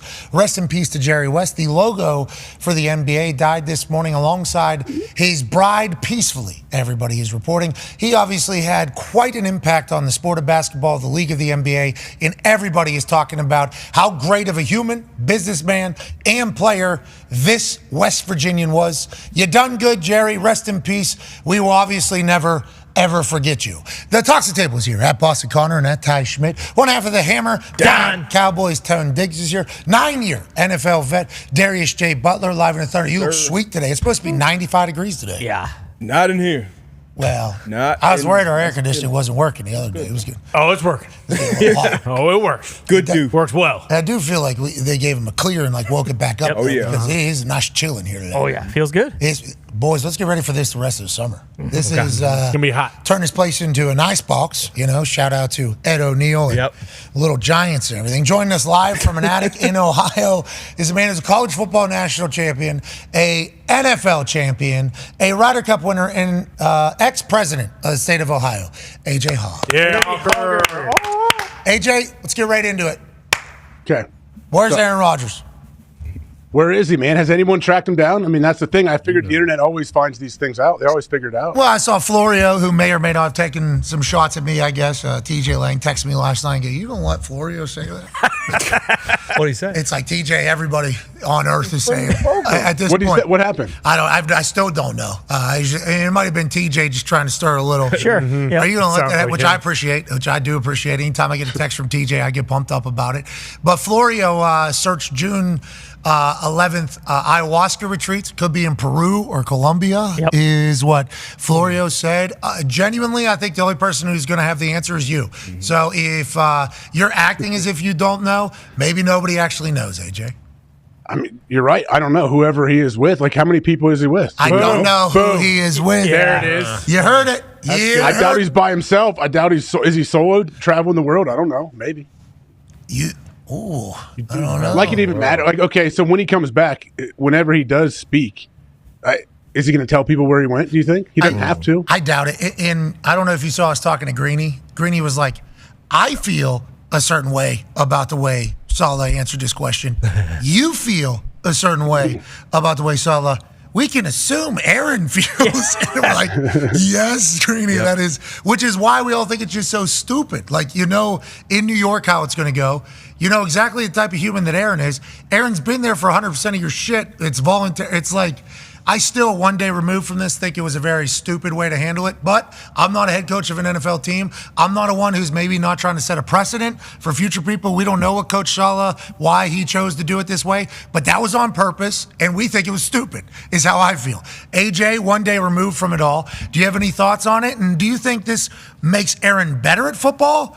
Or do you think he uses this as spite motivation, which we have certainly towards his own coaching staff, though? You're just saying he used it as spite motivation because of his own staff and how his head coach handled it? So I guess coaching staff, it would be first, but front office draft Jordan Love, and that whole he went on to win 2 MVPs back-to-back after that takes place. They get to the NFC Championship again. It's like, will this be something he is able to flip into motivation against his own head coach? I mean, I understand what you're saying. The spite motivation when it comes to the front office, yeah, I think that's something that you can use in kind of a healthy way for a period of time. But if your spite and your chip on your shoulder is towards your head coach, I don't think that's a great combination. I think that eventually does not work. Yeah, I don't think so either. Personally, just trying to find some positives here because, there is a chance. And he said he hasn't talked to Aaron since. It's like every day it gets worse. Yeah. Oh, yeah. Every day it gets worse. And, that's off-season football, baby. I guess that's how it is. That's a conversation piece. Green Bay Packer owner Ty Schmidt. Well, I was gonna, like you said, the guys that get excused for showing up 100% of the time. It just got reported yesterday. The Packers, LaFleur, basically Jair Alexander and Xavier McKinney and a couple other guys. He was like, "Hey, you guys are good. You were here 100% of the time. Don't worry about it. We've seen all we need to see. Enjoy the next couple days off." LaFleur did that on purpose. That's what I thought when I saw that it. was certainly on. This This is perfect. The fact that the Green Bay Packers are the other team that's like, you know what? We had a couple vets. Yeah. They haven't been around 20 years or won 4 MVPs or anything like that. Not playing quarterback. These boys with Salah, though. He and Salah are super tight. Weren't they in each other's weddings? True. Oh, so LaFleur sees that. Yeah. They troll each other. I'm going to stick it to him. I'm going to stick it to him so good. Oh, man. I hope so. That's awesome that it was the Packers that did that. Yep. Fantastic. Well, granted, it's not abnormal, though. Like, I think some people who hate Aaron Rodgers are acting like this is abnormal. Like, people missing mandatory minicamp, which is the last OTA of all of the scheduled OTAs. The only reason why one is considered mandatory, and they had to make it that way, is so that they could find people that miss all of off-season workout. You have to at least show your face one time. You're a professional athlete. You're going to do it at the mandatory minicamp. So for him to show up at 100% of the voluntary shit, he's not ready to do that again. No. Why would he? There's Not a chance. no chance of that happening again, which is a bummer because it sounded like he was having a blast. Yeah. He's doing these no-look passes. He's having fun. He's celebrating with the boys. He's doing it all. I think he feels as if and once again, you can stop me if I'm wrong here because you know the answer to all these things, which we all know. We know that you know. And the people watching know that I know that you know. So they know that whenever I say stuff that you know, we're all looking for you to confirm whether or not what we know is right. Bingo. Right? That is correct. Yes. And you guys know that. Yeah. Yes. 100%. I don't know if I follow. I don't know if I follow it all. You do know. Yeah, see, this is another one of those things, AJ. Yeah, you're just answer a question with a question. I mean, okay, so you think if for some reason they're talking about Aaron to start off the news day, as we said, Greeny is the rudder for the sports media world. That's right, Absolutely. he is the rudder. He sets us, he puts us in the direction that we all go and we all follow Greeny and what he decides is important. But you think I'm just sending text every time Greeny pops Aaron's name up? You tell me. Well, you probably don't want to interrupt. Hey, what's the deal here, bud? What's the deal here? What do you think, Greeny? Is this a big deal? What's They call him Aaron Dodgers this morning. They called him Aaron Dodgers on the back of creative. That is a good name. And they even, I think they whitened out his face. That was cool. Whitened out his face. They did the whole thing. It was pretty creative. It was good. I would like to see how Aaron, yep, there it is. Boy. Call him Aaron Dodgers right there. And Second best cover of a newspaper today. what was the first one? Boston Herald. What happened up there? There's a case going on, and the cover that they use for it is pretty nuts. What are you talking about? There's a situation very serious situation with a police officer who passed away, unfortunately, and the trial's going on, and they're having all the cops read their text messages and stuff that are involved in the case. So the cover of the actual newspaper, the way they used it to promote the entire thing, or not promote, but to tell the story of it, is very it grabs you. It reaches down and grabs you. But at the top of it, right there, boom, unicorn down. NBA Finals, Game 3, 10 nights. See you there. That's such news, isn't it? It's crazy. Watching the local news, and every town you go to, it's like, okay, so murder, fundraiser. Yeah. Ooh. That's happening. Happy to see that. Okay, good. Carjacking, murder. We got to get to a break. We'll be back on the other side. Weather. Yep. Yeah, sure. Weather. Weather. Murder. Weather. We'll be back on the other side. And that's kind of what the newspaper is in this particular case. Yeah, bingo. And obviously with the Celtics being in the finals, they're going to chit-chat about that. That has to have some home on the top of it. But yes, I did see the Boston Herald front cover.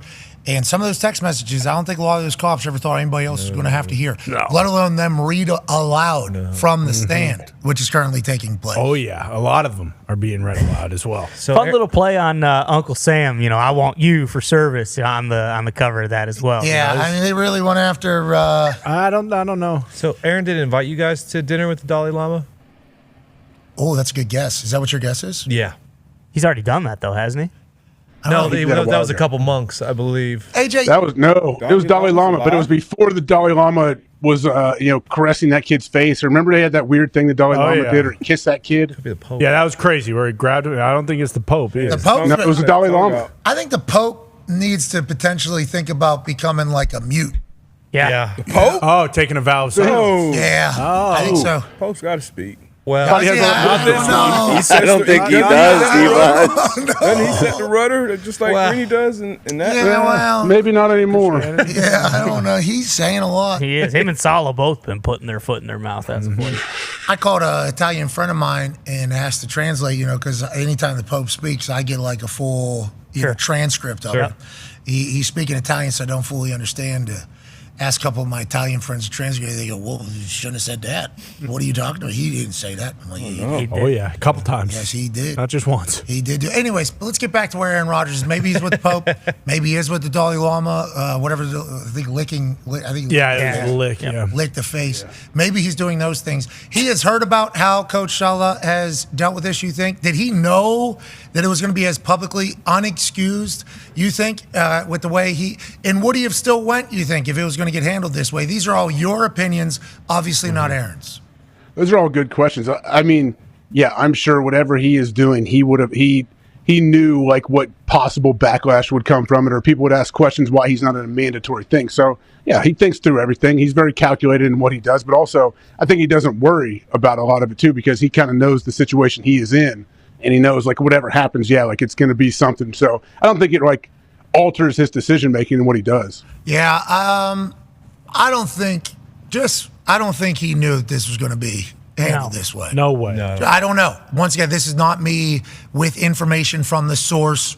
Says. This is me just saying, like, there's no way that he expected his head coach to throw him under a bus whenever he was going to miss a minicamp. He had to have thought that there was going to be a little give and take. You would assume that was the case. Yeah, I mean, I would assume when they had this conversation and he let Salah know that he wasn't going to be there, Salah was probably like, yeah, don't worry about it. Like, all good. All good, don't worry about it. Thanks for coming in and letting me know, as opposed to, like, we don't want to turn this into a big media thing, so I appreciate that. And then Aaron goes into his darkness retreat. Yep. And then he comes out of it and he goes, Bob, you didn't do anything. What the hell? What are you doing? Bob, this is not how, which is what happened at the Packers. Yeah, exactly. And we're only a year removed from that. It's not like that happened early in his career with the Packers. Like, he legitimately got to the Jets a year ago, basically. Is he on a darkness retreat, AJ? Didn't he say he's not doing that ever again? Yeah, he said he was good, right? He said, I got a lot out of it. It was great, but I don't need to do that again anytime soon. What a wild thing, because anytime you're without your phone or something, you always are worried that something's going to happen, and you're not going to be able to find out. Like back in the day, so many terrible things happened, and people didn't know until like 4 days later, because just communication wasn't possible. But now, when you have your phone on you, you assume that you could be able to keep up with everything that could take place. When you're without your phone, that is the fear. Like, I'm going to miss him, I'm going to miss him, I'm going to miss him. He goes into that hole. What's he missed? Well, the Green Bay Packers have a whole new strategy going into next year, and this is how he gets out of there. I assume his phone, he just starts going, whoa. What the fuck happened? I didn't know. That's why I would assume I wouldn't go back into a hole either for 4 days if that's what happened last time. Well, and that's what's crazy is how similar it is. It's like if that was the conversation with Salah, like, hey, don't worry about it. It's the exact same thing. Like, told one thing, and then a couple days removed. Why didn't this guy trust anybody? Yeah, exactly. Why does he act like this? Why? Did any local media ask him? Do you think any media members asked him during his time when he spoke throughout OTAs, like, hey, are you going to be at minicamp?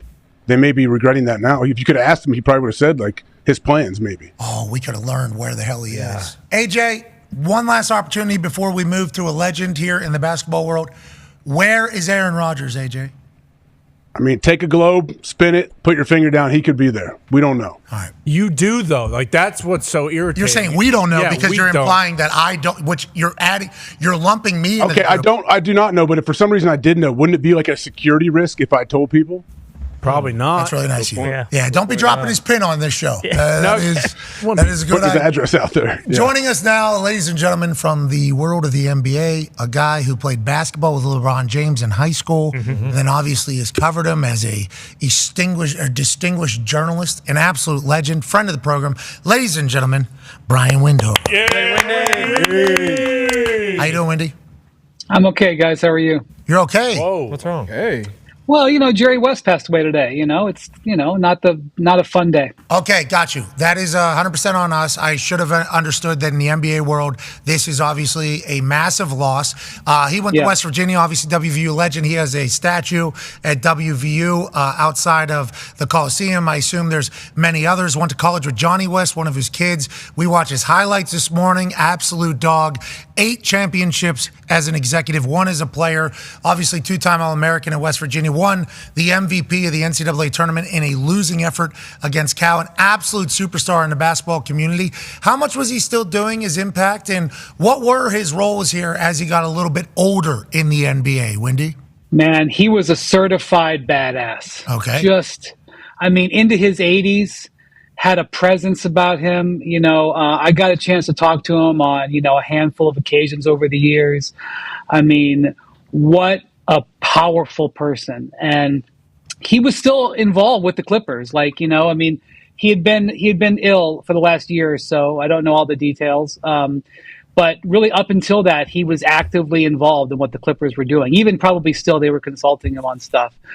This is a guy who was a factor in building the dynasty Golden State Warriors, like sort of famously threatened to resign his position. He was an advisor, but he had some sort of role like chairman on the board or something like that, or board member or something. But he basically was like, I'm going to quit this job if you trade Klay Thompson for Kevin Love. They were seriously considering doing that. They had traded away Monte Ellis to get Bogut, and they thought they'd get Kevin Love and get those guys as sort of the Twin Towers. And he was like, you better not trade Klay Thompson. And he was actually the guy who, when the Clippers were looking at draft, I think it was in 17 or 18, when the Clippers were looking at draft picks, he identified Shai Gilgeous-Alexander. He was like, we got to get this guy. And he like helped engineer hiding Gilgeous-Alexander in the draft process. Like he started shutting down workouts, and they gave him one of those wink promises so that I think the Clippers had like the 13th or 12th or 13th pick, and they wanted him to slide to him.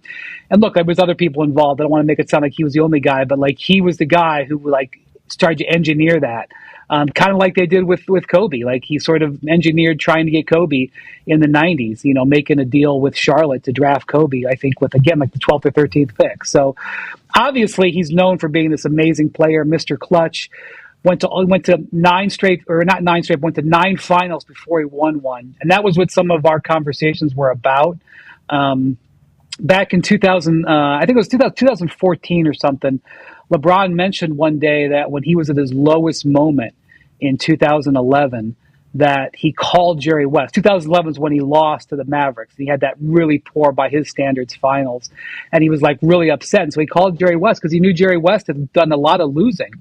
And I called him to talk to Jerry about it. And, I talked to Jerry about it a couple of times over the years, actually.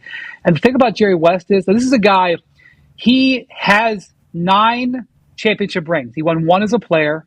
He won 6 with the Lakers as an executive, and he won 2 more with the Warriors. So he's got 9 rings. He's got a gold medal. He was on the 1960 U.S. Olympic team, so he's got a gold medal.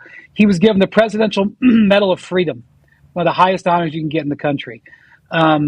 He's in this summer. He's actually being inducted to the Naismith Hall of Fame in the 3rd different wing as a player, as an executive, and he was going in as a contributor this year. All of those attributes are on his resume. And I could go on and on and on. 10-time All-NBA, all-time leading scorer in the finals. Like I could go on and on. Out of all that, the thing that when you talk to Jerry West that drove him was all the losses that he had. And, he lost 3 Game 7s in the finals twice by like 2 points, 1 or 2 points. And that's what he talked to LeBron about back in 2011, which was picking yourself up after you lose. And, Pat, he had this way of talking where he would say the word okay at the end of sentences, but it wasn't, he'd be like, look, I lost a lot, okay? And people made fun of me a lot, okay? And people are going to, talk bad about you, okay? But that doesn't mean you stink, okay? And he would sort of say it that way. It's kind of like an old-timey guy would say, see, But it was like this sort of like halting way of speaking. And like he just would set his jaw and he would lock his eyes. And he was just my first thing I ever did, and I know I'm rambling here, I'm sorry. No, we're lucky for this. We're all learning a lot right now, Indy. My first night that I ever really did anything covering the NBA was at the 2003 draft lottery. I went there because I was covering the Cavs, and they had a chance to win the draft lottery to get LeBron. Okay, there was not, there was a list of owners and general managers there. Well, Jerry West was there representing the Memphis Grizzlies. He was a GM of the Grizzlies at the time, and I was starstruck. Okay, the only person in the room I was starstruck by was Jerry West, and the way that came down was that there were 2 picks at the end. The Grizzlies were in it, and the Cavs were in it. They were the last 2 on the board. And the way the Grizzlies situation was set up, if they got the number 1 pick, they'd get LeBron James and keep it. If they got pick 2 through 14, they had to give the pick up to Detroit. So they were in that moment looking at getting LeBron James or nothing out of that draft. Because even if you didn't win the lottery, you were still thinking we could get Carmelo Anthony, we could get Dwayne Wade, we could get Chris Bosh. It was all or nothing. He gets down to the final two. The Cavs win the lottery. He was so angry. And again, this is again at that point. By the way, I could give you 30 guesses as to why the Grizzlies didn't have that pick. I give you 100 guesses. It was because of a trade like 5 years earlier for Otis Thorpe, a trade he didn't make. And he was like, I cannot believe we did not have this pick protected. He was so angry. That was, like everybody, he was even angry at that show, that HBO show Winning Time, because it showed what happened when he got angry. But he was sort of a legendary angry guy, and he was so angry that night. And I was starstruck by him. But look, 1,000 people in the NBA know him better than me. I'm not going to sit here and try to say that I, had many meals with him, but I talked to him enough that I got a measure of that man. And he was a badass, and the NBA lost an icon, literally an icon. The freaking logo is, the actual icon itself is Jerry West. Yeah, West Virginia boy. And on that note, D-Butt has a question for you. Yeah, I want to ask you about that. Obviously, the biggest leagues in the world, NFL, NHL, all these other ones, it's a logo, it's a shield, it's something. But Jerry West actually being a man, being that logo, how did that come about? Do you know how that actually happened? Yeah, somebody picked. They actually, some people went back and found the actual moment. It's on, they have it, and somebody picked the silhouette, and the NBA office. The NBA never formally admitted that it was him. They sort of did it with a wink. Even Adam Silver a few years ago, he was like, looks a lot like Jerry West, because they would have potentially had owed him some sort of licensing. They never did. He was well taken care of throughout his life, but. Yeah, I don't know how it got picked, but it got picked a long time ago. And I think there were opportunities at times where they could have changed the logo, but David Stern loved it, wanted to keep it.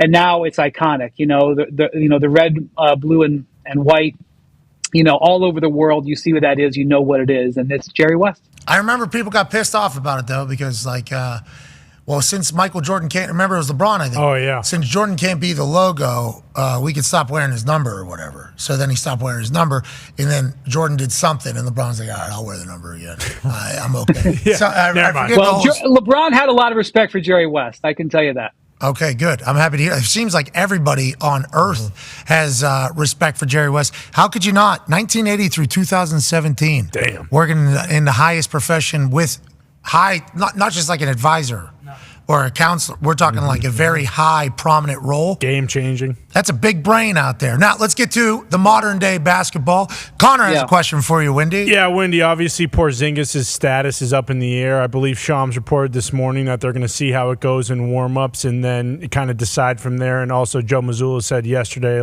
this isn't his decision anymore. We're going to make this decision for him. What are you expecting out of Porzingis? Do you think that there's a likely chance that he plays, or do you think it's 50-50 right now? And then also, how do you actually say the injury that he has?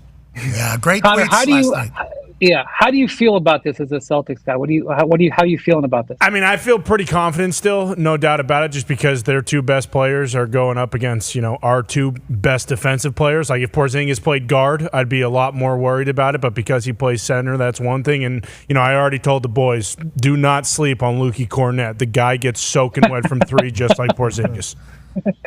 I actually really like Luke Cornett. He's a fun guy to watch play. But he's no Porzingis. Let's be clear.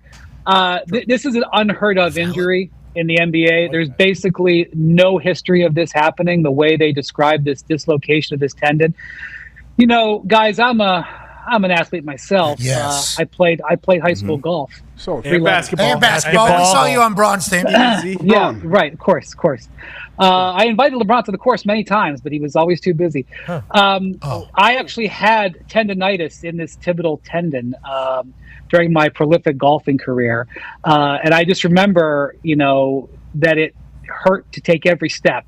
Not that I'm an athlete at all, but, people who have this injury badly need a walking boot. And, Porzingis was walking around yesterday without a limp, without a boot. So there's no frame of reference for this injury. There's no, I've gotten to the point where I've seen so many ankle sprains that I can sometimes see a guy turn his ankle and go, yeah, that's probably a grade 2. Or he pulled out of that. That's only maybe a grade 1, or could be grade 3. There's nobody knows this injury. Nobody. The Mavericks don't know it. The Celtics don't know it. It's, even the doctors, orthopedics and trainers, they don't know this injury. So I'm gonna be honest with you, it's all a guess. They have no idea. Damn. So they're gonna treat it like an ankle injury, and they're gonna give him, I'm sure, whatever medications they can. They're gonna wrap it up and try to get the swelling, and they're gonna see how he feels. Let's go back to Connor, your I can't tell you how he's going to feel. Okay, Wendy, let's go back. Let's do a little bit more journalism here. Let's go back to your prolific high school golf career whenever you had tendonitis in this tendon in a foot or whatever. Did they give you Toradol? How did it feel after you got Toradol? Were you able to walk? Toradol was not offered. Toradol was not offered. I did have some powerful anti-inflammatories I had to take, but I'm going to tell you, it didn't help. I was dragging that foot for a couple of months. So couple of months? Jeez. Yeah. Definitely it really dragged down my game. You know, I went from hitting it from like 225 off the tee to like 217. It was a real, really hurt my game. Not bad. Hell, that is. Don't do it. But Connor probably knows that the Celtics are plus 25 with Porzingis on the court this series, and they're even with him off the court. And so he's obviously a huge part of what they do. The big thing is Al Horford, guys.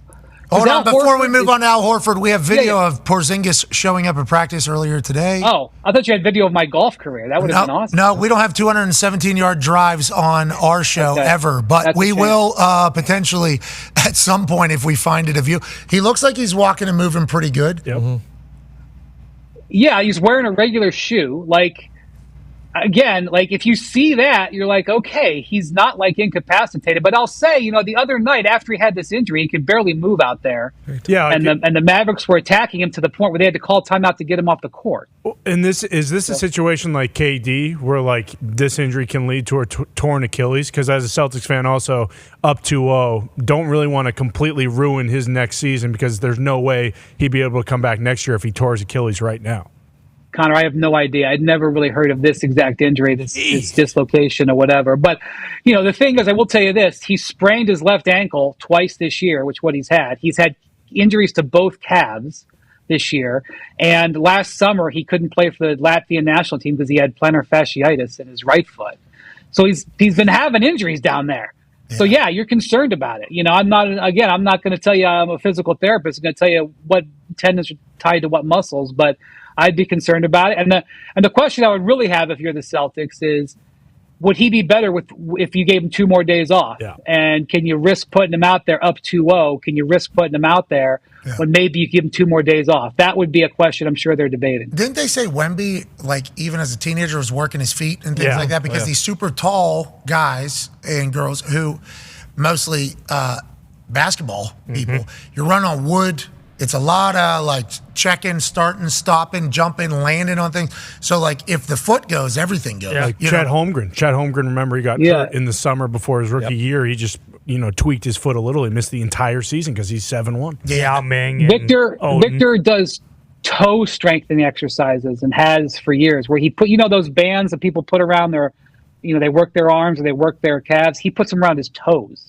People do a lot of stuff with their toes. Don't they? A lot. Too much. And he walks on his he gets on all fours and walks on his fingertips and tiptoes, like crab walks.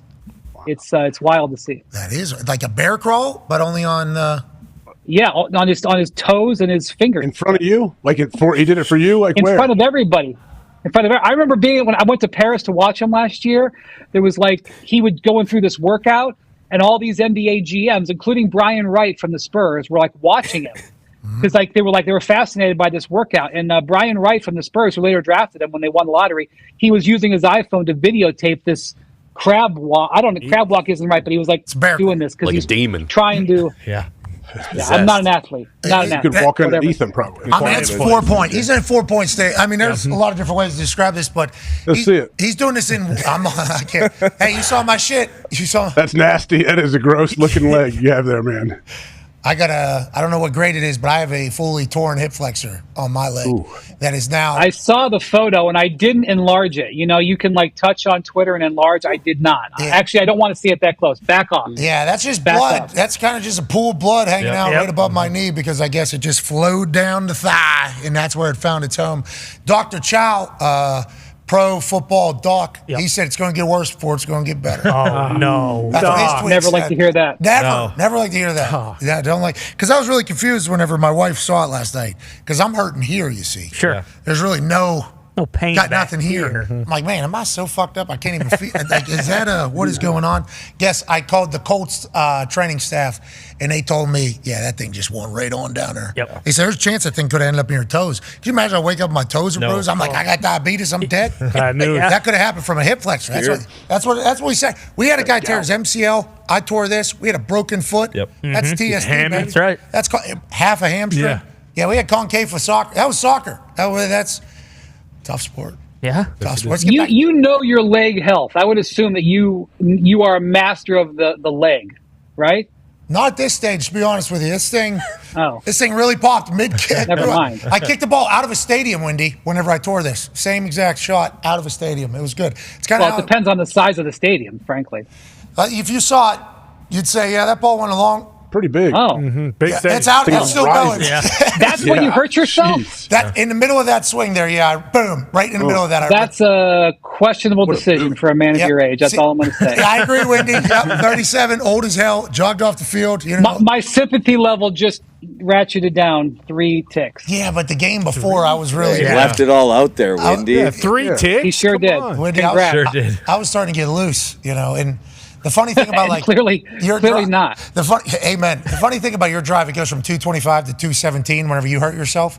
I hurt myself and the ball goes from traveling 70 yards to 80 yards. So just remember that, Wendy, when you look in the mirror. AJ, I will. I'll write that down. Pro athlete. AJ has Wendy, for you. Speaking of all of these pro athletes getting injured, do you have any clarity on Luka and what he is dealing with? It feels like he walks into place not looking great, and then all of a sudden he's able to play and still put up points and do what he does. Like, do you know what it is, and how is he going to look continuing, I guess, throughout the rest of the series?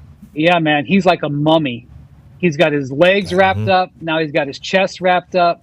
He had to get an injection, which is a football thing, right? Because if there's a guy to ask about Toradol, ask about that. I'm sure that's not what they're giving to him, but maybe. He whatever's in that rib cage, they said it's a contusion, but obviously it's something where when you move your arms, the muscles are in there, and he's probably. Our McMahon says he's probably going to need it again tonight. And look, that ain't good. And look, I have no idea how it lasts, but I know that he was a heck of a lot better in the first quarter of game 2 than he was in the fourth. And so you wonder, how long that's lasting. To me, you hear Porzingis either limited or out, and you hear Luka is getting injections in his chest to be able to play. I'm hearing Kyrie Irving, it's your time, sir. Yeah. Because Kyrie is not getting it done. I know that Boston's great on defense, and when you watch them guard the pick and roll, I'm not an X and O guy, but when you watch Boston guard the pick and roll, it's like a symphony. The way those guys work together and the way they trust each other and the way that they just use their skills and play to their strengths. Kyrie is getting stymied by it. So he's got to figure out a way to take some pressure off of Luka. Because obviously Luka's delivering, but he's banged up himself. Wendy, switching gears slightly, you had that article on ESPN.com about the Lakers basically having egg on their face after the whole Dan Hurley situation. There are some rumors coming out now, too, that J.J. Redick may have not even been like a top 3 candidate, that hey, they might move it to Jay Wright now at this point. Where do the Lakers stand right now? Do you think they're going to end up kind of just going back to J.J.? Has that relationship kind of been damaged with the way this whole Hurley thing played out? What are the Lakers going to do next, and how quickly do you think they're going to make a decision? Well, I think the first thing you say about the Lakers is they're not desperate. Okay, I mean, this is one thing about this franchise. They have setbacks, but they still got LeBron James. They still got Anthony Davis. They still got Los Angeles. They still got a lot of things on their side. Reeves. This happened back in 2019. They went after Ty Lue, didn't get him. They went after Monty Williams, didn't get him. They hired Frank Vogel, who was their third choice, and they won the championship the next year, largely because they traded for Anthony Davis. So, they definitely took it on the chin a little bit when they went after Dan Hurley and, made what they thought was an aggressive offer, and he said no. And that's not a great look. But again, this is not something they haven't been through before. So the most important thing for them is for them to deal with their roster. And that's ultimately going to be what Rob Pelinka's job number 1 is managing their draft pick that they have, managing LeBron's contract, managing D'Angelo Russell, seeing what trades they can make. Those things that he makes are probably going to be just as equally important as the coach. The answer that I have for you on their coaching search is I don't know what they're going to do. I'm not going to sit up here and try to guess. The guy that they had the most contact with, other than Dan Hurley, was James Borrego.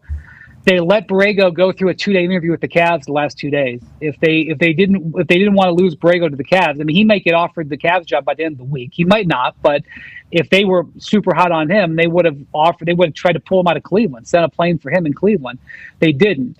So, there are other two candidates that we know that they've talked to are JJ, who's here in Dallas calling the series, and Sam Cassell, who's here in Dallas coaching the Celtics. So I wish I could tell you I knew what their backup plans were. I just don't know. We're going to find out in the coming days. But I would just say, you can wrap, especially if you're a Laker hater, which there are many, you can have a little bit of fun at their expense, but it's not like this is a giant setback they'll never recover from. If they offer more money to Dan Hurley, does he still say no? Yeah. Did they have here's the thing. Did they have the money to offer? Never know. Did they have the money to offer? Want to talk about the owner? No, it's great. So I think Hurley is having a press conference tomorrow, I think, in Connecticut. What he says will be very interesting, and I also want to know how much he signed for, because Woj told us that he was getting offered I think about $8 million a year, $8.5 million a year. And then the Lakers offered him 11.5 or whatever it was. Let's see what he actually signs for, because that's when you'll know how close the two offers were, because he didn't like the $8.5 million offer. And I know this because he didn't sign it. He left it sitting there on the table and went and interviewed in LA. So, you'll have a good feel of what the money is probably after we find out what the terms of this. I assume he's signing a new contract. That's why he's having the press conference. I guess I don't know, but we'll see what he says tomorrow on that. I saw a lot of people, and he doesn't need the scissors here, so he ends up saying, fuck it. And he puts the scissors down. He's been able to do that back-to-back years, cut down the final net of the NCAA tournament. Obviously has a wagon up there. If he left the $8.5 million extension thing sitting on his desk, and then he goes and does this whole Los Angeles Lakers thing, and then that bumps up to $10.5, $11 million per year, was this all a business plan by the brilliant Coach Hurley? People forget that because of his antics and stuff. Oh, yeah. Guy's a genius, you know, and there's a reason he's having success. Was this all business motivated for him to remain at UConn with more money? Maybe. Was there actual interest in him going to the NBA? Possibly. A lot of people are saying that maybe takes place in the next 10 years or so. Dan Hurley inevitably ends up in the NBA. Why does everybody assume that, Windy, in your eyes? Well, he said it, number one. He said it on a couple of occasions. He wants to explore the NBA. It's probably one of the reasons why the Lakers showed a lot of interest in him. I don't know Dan Hurley. I've never talked to him, so I'm not going to take a guess as to what his motivations are. But the people that I know who do know him say that this was not about money. And I would say that was a mistake by the Lakers. You want it to be about money. If it's not about money, if it's just about basketball, the Lakers are in trouble there, because the basketball situation in UConn is better than the basketball situation in LA. UConn's two-time defending champs. They got a top 5 roster. They got a great outlook on next season. The Lakers will do well next season to avoid the play-in. That's not an insult. That's just reality. I mean, look at the Lakers. Over the last 12 years, they've finished inside the top 7 in the Western Conference standings once. They suck. One time in 12 years. We sure know they're not desperate. And they were 7th this year. So they got a lot of work to do. So if it's not basketball, you hope it's about the money. And if you're a Laker fan, what you wanted your team to do was offer enough that he had to go, man, maybe that is a lot of money. And he clearly didn't have to do that. And we're going to see how close it was when we hear what this UConn contract is going to be for. And we're going to know, because it's a public university and they're going to have to announce it. Man, if the Lakers, which is always interesting, if the Lakers would have made like a live golf type offer, they would have been mocked and ridiculed then too. Yeah, because you just paid a 0 NBA wins coach more money. Yeah, but you know what? If they offered him $100 million, he turned it down. Okay, but if they offered him essentially the same money, because if he gets $10 million at Connecticut, $10 million in Connecticut is more money than 11.5 in LA. I've heard Connecticut's taxes are a real deal. That was my first reaction to Dan Hurley turning it down. I was like, yep, didn't want to go to California because the amount of taxes, let alone not only state income tax, federal tax, but you're talking like sales tax, real estate tax, out there in LA. I think you can, I don't even know if you're allowed to poop without paying something. No, right. I think you. Yeah, but you don't want to have to go to the relocation calculator. You want to be like, whoa. Yes, agreed. That's huge money. Dan Hurley definitely did the math, too. Yeah, definitely did the math. So let me get this straight. So the house that I'm going to want to Jesus, LA price is still going through the roof. I didn't know that was the case. With what they have in UConn, I'm happy he's still in college because he feels like a perfect fit up there in UConn. But they also have a factory right now that might be the next dynasty that we talk about for a long, long time. They're getting big, tall, fast, hardworking, got that fit their system, and now they're just off and running. They were winning games by like 20 the entire tournament. Dominate. Back-to-back years. It just wasn't even close. It was just like ass beatings almost throughout, which is certainly fun to watch if you're a UConn fan. Absolutely. But whenever West Virginia gets their team back into that tournament, this whole UConn song and dance is over. Oh, yeah. This whole UConn song and dance is over. Wait till Joe. Get Huggy Bear. Nope. Joe Mazzulla. They walking through that door. Nope. Joe Mazzulla is going to win one with the Celtics, and he's going to say, "This was an honor, Brad Stevens. Thank you for the opportunity. I'm going back to West Virginia, the place that I played at." They just hired DeVries from Drake, and they got the Missouri Valley Conference Player of the Year. Oh yeah, his kid. Yeah, there you go. Missouri Valley Conference Player They're of the going Year. to win That guy will one. get it done versus They're UConn. going to be inspired by Zeke from Cabin Creek, Jerry West. They're going to be inspired this year. Amen. I like to hear that. Tone Diggs has a question for you, Wendy. Yeah, Wendy, you talked about how important UConn is so screwed when West Virginia gets rolling. Look out, dude. Oh my God! The Just Missouri like the Valley. old days. Just like we know about Guys Missouri. turn down the Missouri Lakers. Valley Conference is like the SEC. We had that one guy, that one hit on all the time. Robbie Avila was in the Tell me three Missouri teams in the Missouri. Missouri, Indiana State. Missouri's actually not in the Missouri Valley. No, Missouri Valley. Missouri State. Yeah. Missouri Valley. Indiana State. Drake. Boom, that's three. Suck Perfect it. score. Good job. St. Louis University. St. Louis. Boom. His University. Creighton. of St. Louis. You guys got Zito here. You know. Excuse me, sir. Creighton is in the Big East. Shit. Thank you. I don't think Big East was the wagon Still is. for basketball. Well, it's not. Don't come on. You're It was better. great than for I mean, football. it's top heavy. They had a good year last year, though. But you know, it's not the old Big East. Yeah, we're talking about the old Big Oh, you talking about like football, like West Virginia, No, Rutgers, and basketball. UConn, BC. Of course. When the Man, championship was in the Garden. Louisville. Now we got to run the Big 12, I guess, with The Missouri Valley guy. Yeah, he's going to. Yeah, DeFries. Sorry about that. We got distracted by UConn's dominance until they run into the Mountaineers next year.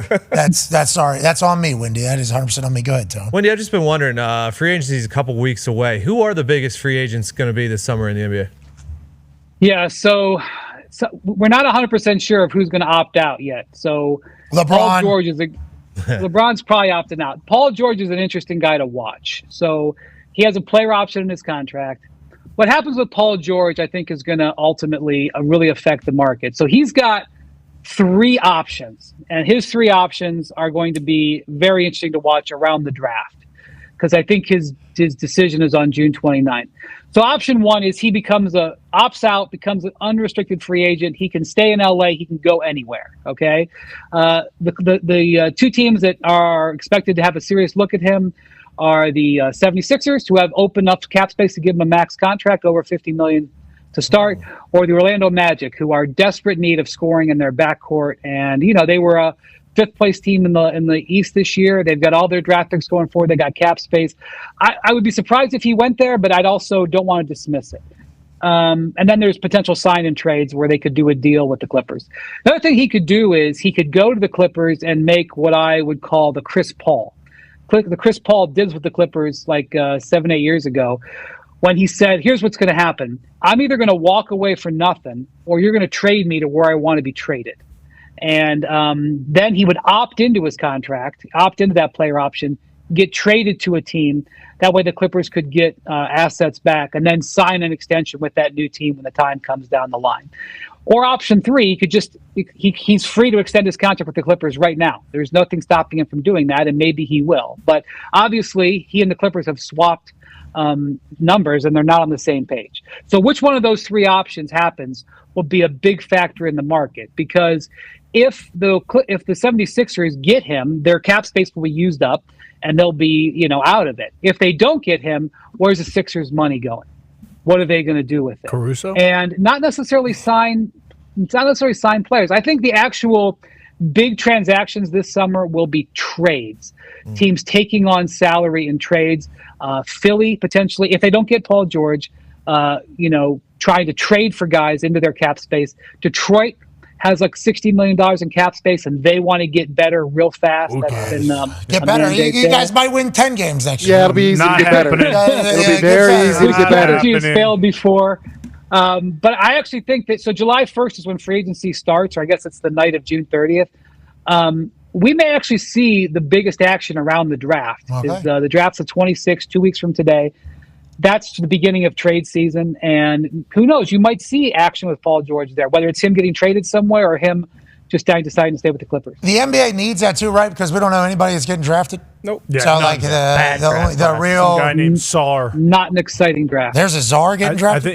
I think it's his name's like Tony Sar, SARR. Alex. There it is. Tony Alex Sar. Yeah, Tony TAS baby, and apparently a famous French name, Tony Alex. Yeah, he's French.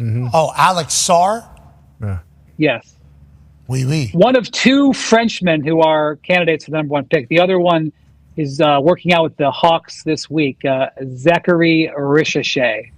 Ricochet? He just died. Ricochet, yeah. Ricochet, if Yeah, he survived inspired that by the Windhorst. Denzel Washington movie. Okay, Denzel. What? Not Ricochet, who just put through a windshield on Monday night, which we were all worried about. Hey, who wins tonight, Wendy? You think this? Listen, Connor, I'm worried about Porzingis, man. Oh, no. It's all right. Greeny's already picked the Celtics, brother. It's okay. You can. Yeah, pick one Dallas. side. We saw your pick this morning. Yeah, I don't pick games that I'm covering, but Porzingis is everything. Like, I'm going to be out there on that court watching him work out, because I've been watching him the last few games work out. And here's the thing that he does: he doesn't come out till there's the whole rest of the Celtics come out, and then he doesn't come out right away, and then he usually comes out later. That's the problem. So if all the Celtics take the court and he's not out there, you can't instantly say he's not playing. There's going to be some drama. Is he coming? Is he coming? Got Is he it. coming? But obviously, we'll know whether he's active or inactive, probably an hour before the game. Hey, that's a big piece of information right there. So tonight, I think what we should all do is, when it is reported that the Celtics are all on the court and Porzingis is not, I think everybody needs to hit the internet and say, Wendy told us this is standard operating procedure. Bingo. He has more shit going on probably in the locker room. I couldn't even imagine what he's got to do to get ready. There has to be something very serious for them to allow it to happen, right? Because normally, Connor, you can't make a bet on this game until you know what's going on with Porzingis. No, even if you think the Celtics are going to win, you got to wait. Yeah, it's a live bet situation, but I'm still taking Tatum to score 40 points. And also, that's not the worst bet ever. And Tatum. Remember there in Indy, Game 3, the first road game, last round. Tatum was awesome. Yeah, he had 36, 10, and 8, but no one gives a shit about that. But also taking Luke Cornett over threes, because Lukey Cornett is the guy tonight. All right, Wendy, we appreciate the hell out of you. Good luck covering the rest of the way, and we appreciate it. Have a good day, guys. All right, see you. Rest in peace, Jerry West. Thank you for telling us all the stuff you told us. You made us all smarter and better today. Ladies and gentlemen, Wendy. Yeah, Wendy. All right, basketball's happening tonight, 8:30, as Game 3 takes place in Dallas. Celtics underdogs by 2.5 points against the Mavericks. That's wild. First time since April 19th that the Celtics have been underdogs. Yeah. Just been on a tear of beating the hell out of people. Will that stop tonight at the American Airlines Center in Dallas, Texas? We shall see. We'll watch. Let's get back to the NFL. Travis Kelce said, I'm another year older. And I'm experienced. And I just signed a 2-year deal worth $36.25 million, I believe. But I'm already up over $100 million plus in earnings. I've been around a long time. But that doesn't mean that I need to stop being in a very pivotal part of this offense. Here's Travis Kelce talking to the media at minicamp. Oh, it's loading. Great shirt. Oh, it's loading. Sweet shirt. That is a very sweet shirt. Bodacious? I don't know what that means. Nar. Is that team issued, you say think? they got a bodacious bod. That's how is that how you use it? That's how I've heard it being used in the past. So is that a brand? I wonder if that's a brand. Is that a brand, the Bodacious brand?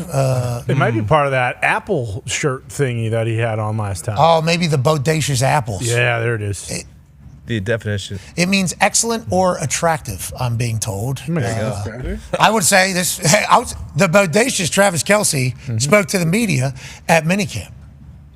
Wear and tear me, baby.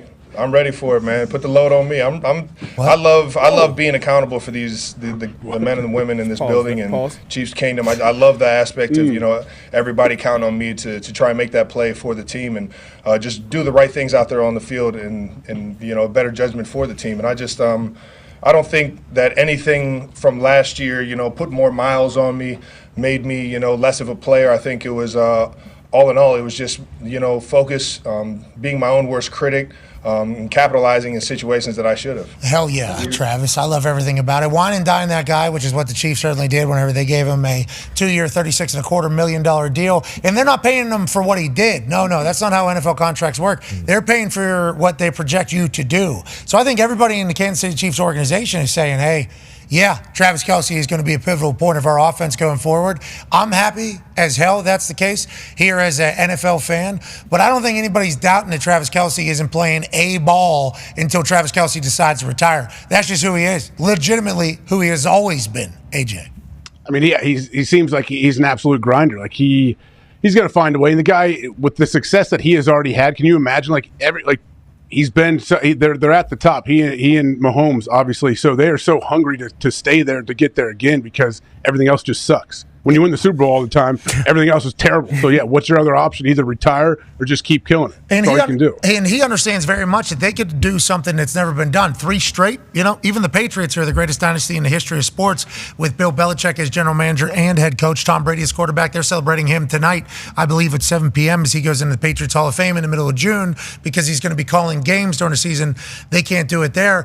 But what the Chiefs coverage starts at 5:30 on All New England Patriots social media. Yeah. They're saying 200 teammates have come back. It's going to be a massive evening for him. But what the Chiefs can accomplish is something that even they weren't able to accomplish, to win 3 straight Super Bowls. And they were talking about that immediately after winning their 2nd straight Super Bowl. In the post-game interview, they were excited. Yeah, I love this one. Obviously, we were doubted, had to go on the road for a playoff game for the first. Never won a road playoff game. That's because they didn't have to fucking play any, because they were always the number 1 seed. So this year, they were doubted more so than ever. Then they win that Super Bowl. Could have done a victory lap in everybody's faces, which I assume people said that they did at certain times. But immediately after the game, they were like, nobody's ever won 3 straight. It's like, that's wild. Mm-hmm. That is literally what your focus is.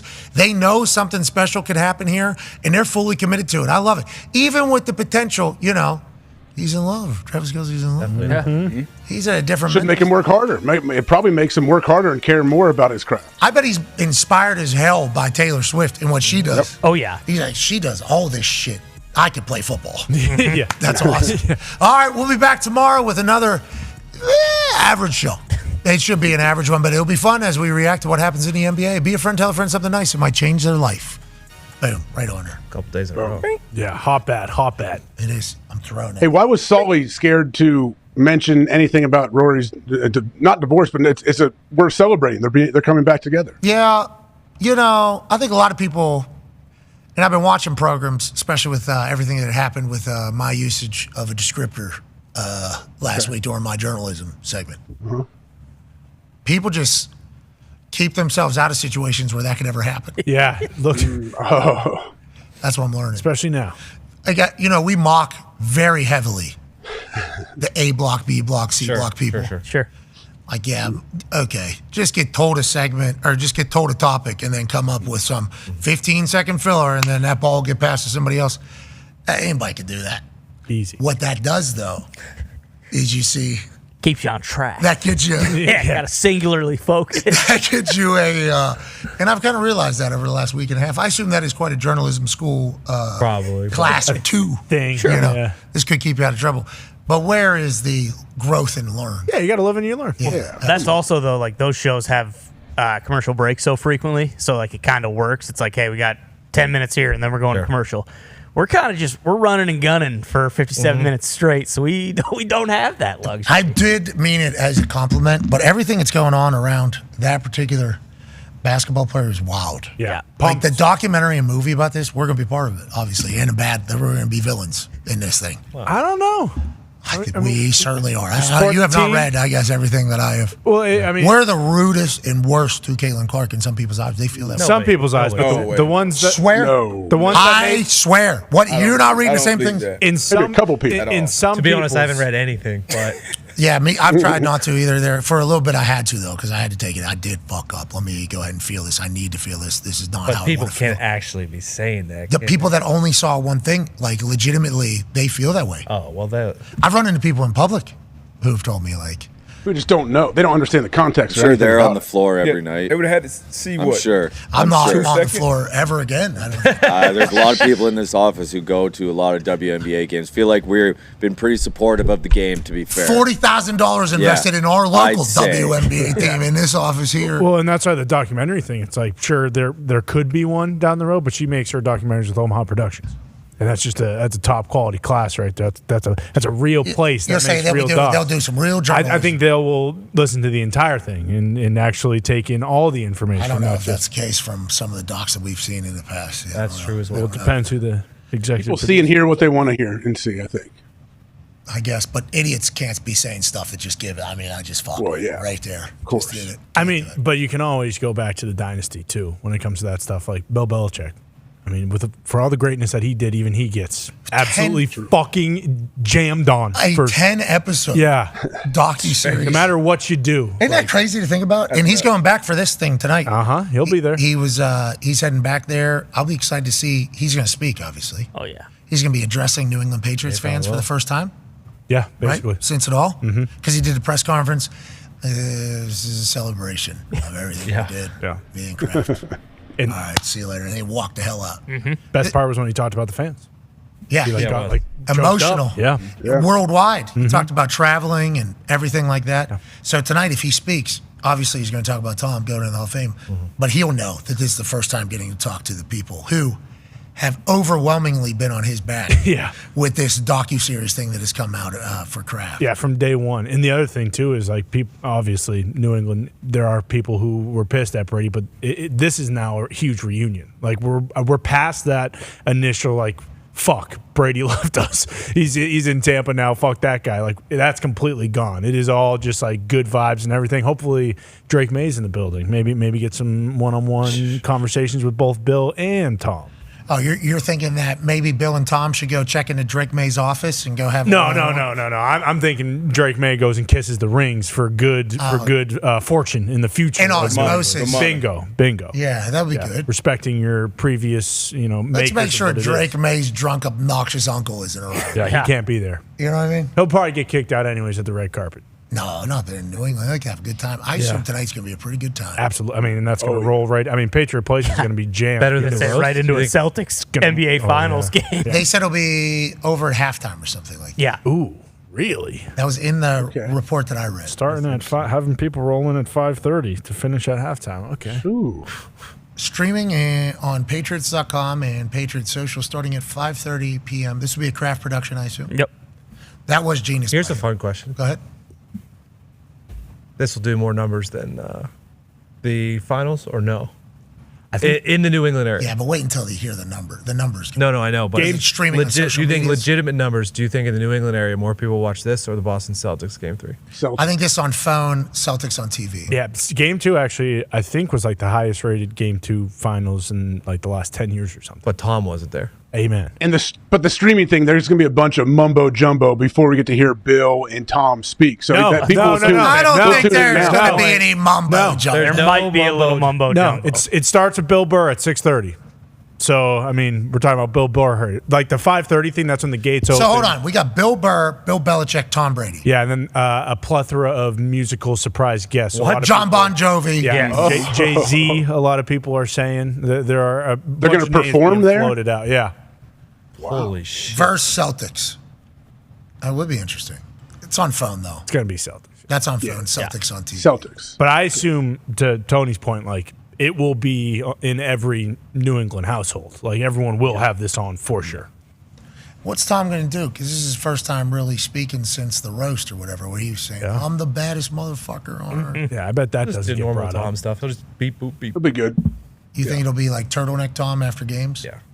What does he wear? He's going to look so It'll be great. Yeah, I think it's going to be emotional, Tom. I think this will be. Yeah, I agree. This will be a real thing for him. Be vulnerable. Yeah. He'll be a little emotional, I'm sure. Whole family. Get the whole gamut. He's going to look so cool. Absolutely. He looks sick. He's going to look so cool. Yeah, hopefully he has on all 6, not 7, of his rings. That'd be cool. We don't need that 7th one there. It's Gotta win it, it's gotta smaller win it. than all the other 6, so why would you even wear it? That would be interesting if he chose not to wear the Tampa. I mean, he should wear his Tampa ring, but fuck. No, I don't think he that should. ring. Not for this event. This is about celebrating what he did in New England. I agree. So I don't think he should wear that either. And if he doesn't, though, it'll be a big conversation. Yeah, and hopefully, he doesn't want people to remember he played for the Tampa Bay Buccaneers. Interesting. What's that all about? I mean, I could. Well, they should put him in understand their Hall of Fame. Then he'll wear one ring to theirs. Yep. Yeah. He will go into theirs, right? Oh yeah. Oh yeah. Absolutely. Yeah. Should own the damn team. Jay Glazer. Yeah, Jay Glazer. Yeah, Jay Glazer. You should sell it to Tom. Jay Glazer had The Miz on his podcast. He did. Did anybody listen? Everybody I listen? listened to some clips. Saw the clip. Saw clip. Yeah. Everybody saw the same clip, sounds like. Yeah, but and I that's don't because know. the one clip was in the group text. About the difference between. We're talking about Jason Glazer, Huh? like that Jay Glazer. Yeah. Yeah. Okay. Oh, I didn't know if it was Recently Glazer. married. Like there's a Congratulations, Jay, on getting married. Yeah, for real. Yeah. Tennyson twins. Rosie. Rosie. Yeah, just one. One of them married one of them. Correct. There's two. His wife has a twin sister, is what you're saying. Yeah, we call them twins a couple times. I guess they could have been. Do they call quadruplets? Do they call them twins? I think so. I mean, Jay jokes about it all the time. He's like, sometimes I don't even know which one's which. Like he has fun with it. So you know, He said that. Yeah. Oh, yeah. A couple times. Does he really? He Oh, said yeah. that? Yeah. No way. Yes, he did. Yeah. Yes, he did. Did Jay or Jason? That doesn't sound like it. Jay Glazer said that. I am happy for Jay. Yeah. He's the man. It seems like he's figuring it out legitimately, right? Yeah. Yeah. Like his happiness, I think so. Helps a lot of people too. Yeah, MVP, Unbreakable. That stuff's awesome. A lot of people follow along. Yeah, because there was a couple times there he came on. I'm like, is everything okay? And then Not everybody's a fan. That's true. there are What's some that mean? Yeah, well, there's that there's person's not a fan of us either. I don't some- know. That person hates no. Yeah, I don't know what's gonna happen. Good run though. I don't know what we did. But we're so small. so small. John Rahm is withdrawn from the U.S. Open with. Yep. Yes. He could wear two sandals. It's a huge Does he know ball. that? He's got a boo boo on his toe. Foot hurt. After consulting with numerous doctors and my team, I have decided it is best for my long-term health to withdraw from this week's U.S. Open Championship. To say I'm disappointed is a massive understatement. I wish all my peers the best of luck and want to thank all the USGA staff, volunteers, and community at Pinehurst for hosting. Okay, so we miss John Rahm. Big time. We miss John Rahm. Happy. Golf misses John Rahm, absolutely. We miss Rahm. No, he's still golfing, guys. he's No, not. he's not. Legion 13. Not Give playing a fuck. Rom golf, brother. Gives a fuck about that. You saw him at Still some golfing. local muni in Houston. Whoa, okay, whoa, which it's a golf hurt his. club of Houston. All right, it's great. They need Great to track. keep up with that course a little better. Bad weather. Yeah, how's he That's getting some rough sores weather. on his feet though? Bad weather. It's sun down there, and do they have sprinklers? What do we? Hot. It's It's a world terrible championship weather. golf course. Tornadoes. Listen, anyways, we miss Rombo. We We miss Rombo. Big time. And for these majors, we get excited because guess who's coming back? Rombo is coming, amongst others. Yep. But Rombo is coming back. And when can't play with What? it. He's infected. When Rahm left the PGA and went to live, we actually thought because of how good he was, how liked he was, how everything, he might be the reason why these two put their swords down. Now, is that what happened yesterday whenever they signed an agreement through something about whatever? It could be, possibly. But I miss Rombo, and I would like John Rahm to know that. And I'm not the only one, Rahm, even though everybody won't say it. And I wish he would have been able to play this weekend. And what was that photo of his? What do you mean? Stubbed his toe. It's like the thing that he's putting. He's in got an between infection, his- right? Yeah, Yeah, it's a infected. sore. Infected what foot would be problematic on a golf. I think he has a quote saying like, "Why do you know? That's why do you think I came out here wearing one sandal?" Like I agree, but you're allowed to wear another sandal too. You don't have to wear one shoe. Why does he go barefoot? I don't know. I have a lot of questions. Yeah, but I mean, But I hope he gets better. I hope he gets better. maybe he just wanted the 1 foot tan foot. Yeah, because that tan line's electric. Yeah, the golf tan lines are very good across the forehead and the feet. Maybe there was some hot stone or cement walkways that might have burned his foot if he had no shoes on. Oh, got you. So you can golf in sandals or flip flops. I've seen people do it. You would have to wear the slides as opposed to the thong style. You have to wear the That'd cause more injury to his foot in between the big toe and the pointer toe because of the long style. You would have to cut out the part of the slide to get them. Anyways, this sucks that this is the reason why we don't have Rombo this weekend. Yeah. You know what I mean? Oh, yeah. Huge. Because nobody So did has he seen try? Sorry, did he try to play? So he's at Pinehurst, so he went there, and he was trying to give it a go, and then he announced yesterday that he wasn't playing. Is that right? Yeah. I think we all thought he was going to play, though, because he was there. Yeah. A lot of people were saying he practiced and it wasn't going well, and he said, all right, I got a foot injury. I'm out of here. Tone, you can't always say that. People said that about Tiger. People say that about anybody that was I good. never once said that about Tiger. No, I'm saying people say that. That is like a go-to And I would of say people. said that about Rob. Yeah. Because he has been playing great since he's just not himself over there. Okay, bring him home. It does feel like that honeymoon phase of I just got so rich I don't need to focus on playing golf. It had happened. Yep. Now we need him to get out of that. Yeah, you're ridiculously wealthy. We only get to see you 4 or 5 times a year. So sucks. Let's do that. Was there a live? There is live tournament still? Yeah, Nashville next week. Nashville. Really? Next week, Nashville. Tennessee. Is that like a par 3? He live Nashville, all right? Oh, okay. I didn't know. Is there big crowds there, D-Butt, when you go to those tournaments? Are there big galleries? Yeah, Houston was big. I honestly, talking to most of the guys, Australia is like the biggest for some reason. I know one of the teams, Cam Smith's teams, and I don't think the PGA goes down there a bunch. That's their Houston, weekend, that was isn't the first one in Houston, and it was big crowds. Even the first day that I was there, so I assume they got bigger over the weekend. I respect and appreciate what they got going on, but sure. I just don't know if anybody's going to go see W on a weekend and watch golf. No chance. You know, and I don't like it. No. Because I like a lot of the players they have on their tour. Yeah. I like what they have made the PGA have to do from what they were doing for players and everything like that. I enjoy that. But just it's tough to find, tough to watch because some of the shit's too Mickey Mouse. It's very Mickey Mouse. It's like, hey, the PGA people have figured it out. Just do it. Like people have been copying other people's businesses for a long time. Yeah. Just do that and see if it's better with your players. But hopefully, with this agreement being signed, there will be some more events as opposed to just the majors where we're seeing all the golfers golf together. Yeah. That's all we want. And way to go, Shipnuck. Yep. Way to get that accomplished. People don't like him, I don't think. Yeah, that's why that's Phil's guy, right? Is that the guy wrote a book about Phil? Yes. A lot of players don't like him. I was surprised that Shipnuck was the one that got the Well, you know how it works. Always gets their cheese. What do you mean? What'd you do? What? Yeah, What was but that? I didn't, with the way the golf community had talked about Shipnuck, I didn't assume he would be the one that would get pretty massive inside information from all golf communities, which is live in PGA.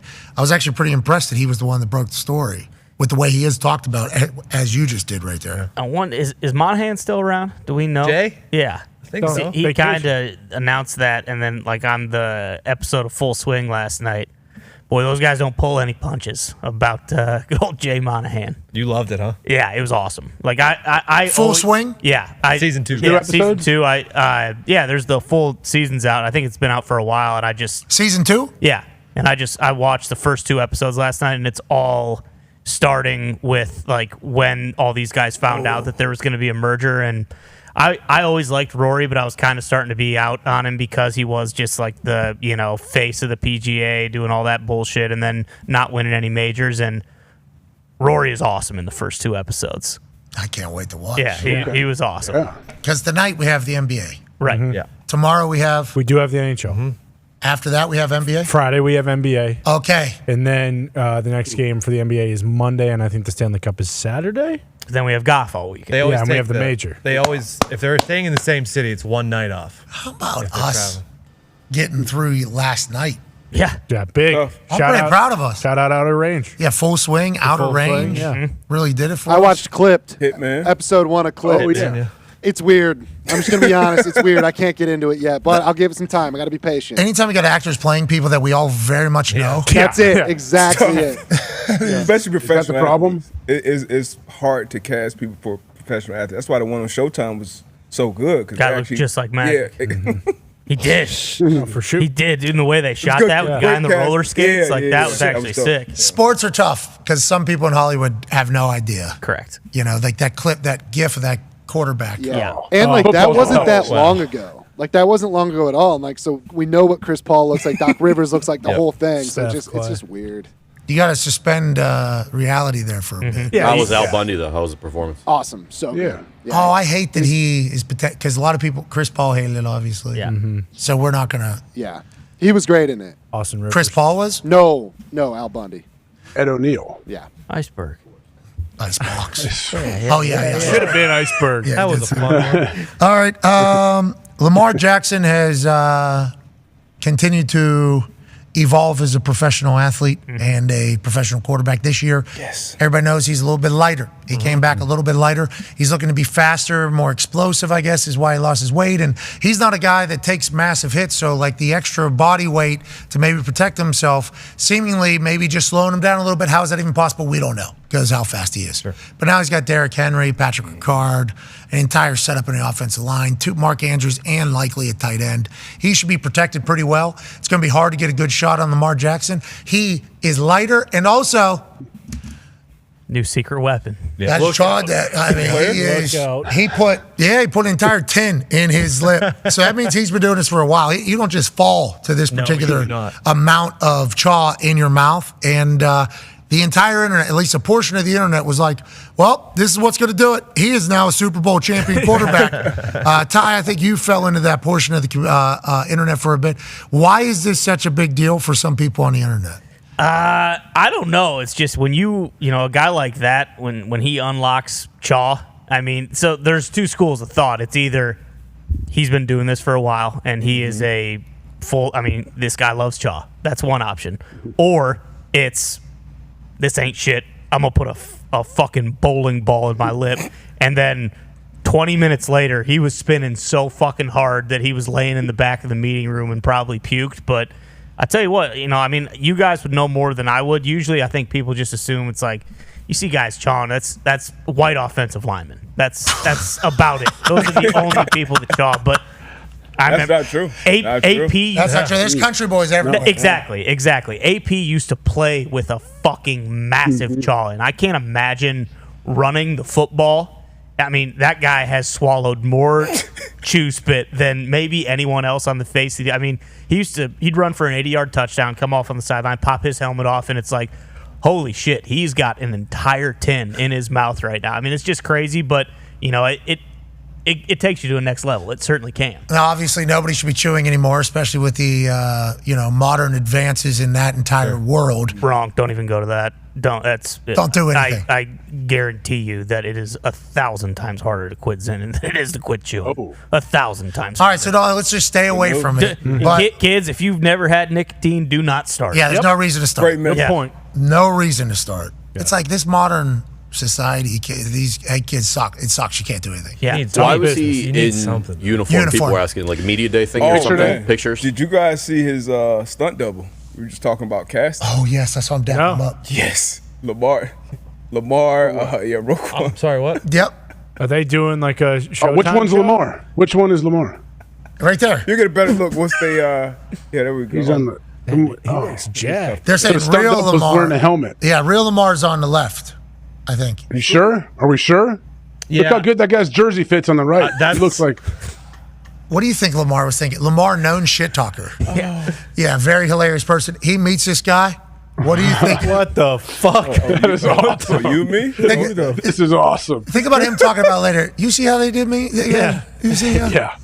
Can we get you a jersey that's not off the rack at the pro shop? Lamar right there saying, I see you, yeah. Yeah. Just like me. Is he gassing him up? I wonder what he is saying. How old is that? Wait, hold on. Roquan's great uncle? That dude pushes. At least give him the same gear, like the same socks and tights, and the sleeves are pretty sweet. What's it for? So yeah, the stunt double is them as they get older. Is that what this is? Is that Yeah, like I don't think that's what they're going for. Maybe I don't think that was a it. brick wall or something. I don't know. Take a JD McDonough bump.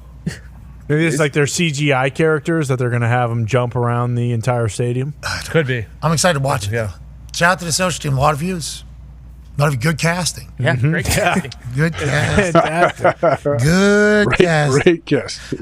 We talked about Dak Prescott saying he's a gambling man, but I'm not a gambling man. And then Greenberg said if he was Dak, he would play out this entire year and then hit unrestricted free agency because quarterbacks never get to hit that. And once you hit that, boy, there is money out there. If you've had a shred of success, you can make a shit ton of money in the open market. Kirk Cousins, the most recent one, $180 million, $130 million guaranteed. Now they would go on to draft somebody at 8 to potentially be his replacement already before he even takes a snap there, but he got paid ridiculously. He's saying if he was advising Dak Prescott, he wouldn't sign anything. He would try to become a free agent. And as he laid it out, I was thinking to myself, you're probably right there, pretty accurate there, because the market is the market. And if you're a quarterback that has had success, every coaching staff, every front office thinks if they get you in their building, they'll be able to take you to the next step. That is just the how people view stuff. If we had Dak Prescott, we'd do this, and this. This what they're doing with him. We wouldn't do it. How do you feel about that train of thought from Mike Greenberg? And I don't mind it for Dak Prescott at all. Yeah, I heard Greeny say it, and it honestly, like, as you think about it, yeah, it does seem to make sense. It's the valid question by Greeny, but it all depends on how Dak feels about the franchise, doesn't it? Like, if Dak wants to be there and thinks, no, I can win a Super Bowl here in Dallas, I like my teammates, I like the coaches, GM, front office, all that, then of course he would want to sign something if they gave him an offer that he felt like that, was up to what he wants. But I don't know, man. What do you think Dak wants? I guess there may be a chance that he does want to change the scenery and a chance to kind of hit the market and see what other teams think of him. I wonder if they even have a clue of what the open market could look like. Like, did any of us expect Kirk Cousins to get $180 million or whatever? No way. So. Like, did any agent project, okay, Kirk Cousins in the open market, $180 million? No, I don't, right? No. Off an Achilles? Yeah, he knew he was going to be, being that it's Kirk, you knew it was going to be, good deal. More than what people expected. But, Deshaun Watson, he wasn't an unrestricted free agent, but he was kind of moving and carrying on and having business like he was. And obviously he got 230, nobody's gotten close. So to Greeny's point, he hits that open market with what's the going rate now? 55 a year? For like the top, like Burrow and Hurts and 53. Lamar, like those guys. So, yeah, he'd probably be around that 60 number, I would think. Yeah, and the injury thing, Kirk Cousins just tore his Achilles. Yep. Yeah. Exactly. And it happened. So, like, everybody's like, well, you don't want to get hurt. You might lower your value. That's been proven over the last few years. That's not the case. Nope. Like, that is just not. I think Dak even got hurt. That contract. He did. That franchise tag. And he still got, it's like, that does not matter. If you can play football or have played good football at points as a quarterback and you can still throw the football, there's money out there in abundance for you, which is good time to be a QB no matter who you are. AJ talked about how he feels about the franchise, and I think this is the second time that they've kind of let him get to this point and not kind of paid him and him not having to have to worry about this. So that's one thing. Do Cowboys fans like Dak? Or do they give Dak a ton of shit? Because that probably goes into it too. He could be like, fuck this place. I've done so much for this place. I think they do all regular season. They love him. And then when it gets to the playoffs, everyone shits on him and says, like, hey, we need to get rid of this guy. Well, Stephen Naismith. People call him that. I did not know people called him that. That was a great bar this morning. That was obviously awesome.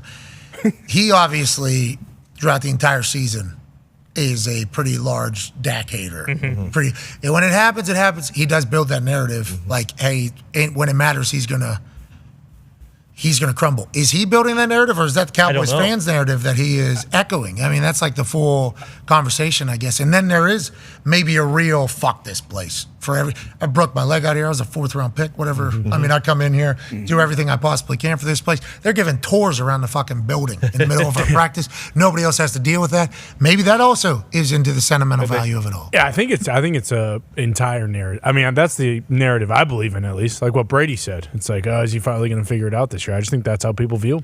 On the way out here, we'd be poor platform havers if we didn't tell you that a Harvard study says there's aliens walking amongst us and they're living in the moon. Here we go. What? Here we go. How'd they find this out? I didn't go to Harvard. How'd they figure it out? How do we know? Test. Don't worry about it. People have been saying this maybe for a long time. That maybe dropped out of West Virginia. Okay, maybe that's the case. People say they might be living among us, disguised as humans. Okay. And maybe a base inside the moon, according to the Harvard study. Probably both, right? The base inside the moon, too. That was that Israeli security guy. That's why I've never been back. Yeah, we went up there and we were told, hey, how much? Place already taken here. Yeah. Get out. We understand you guys look at it, but yeah, we live here. So. We said, you got it.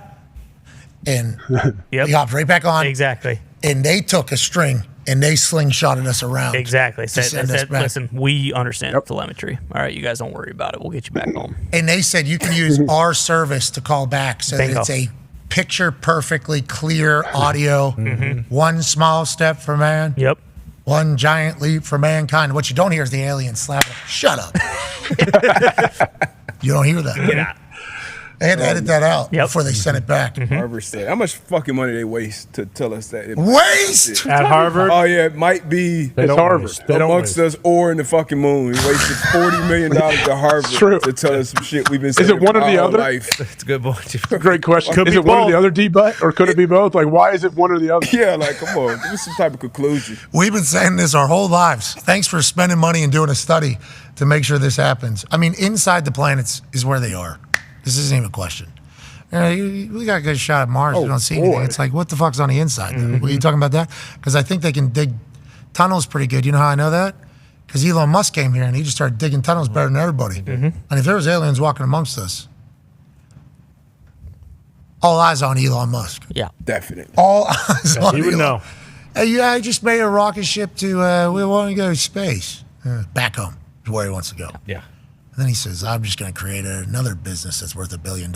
Oh, these fucking humans don't have this either? Here's another business. All these businesses are just to fund him getting home. Dude, think, legit. That's why he's pissed. Think about, like, the advancements of cars for so long.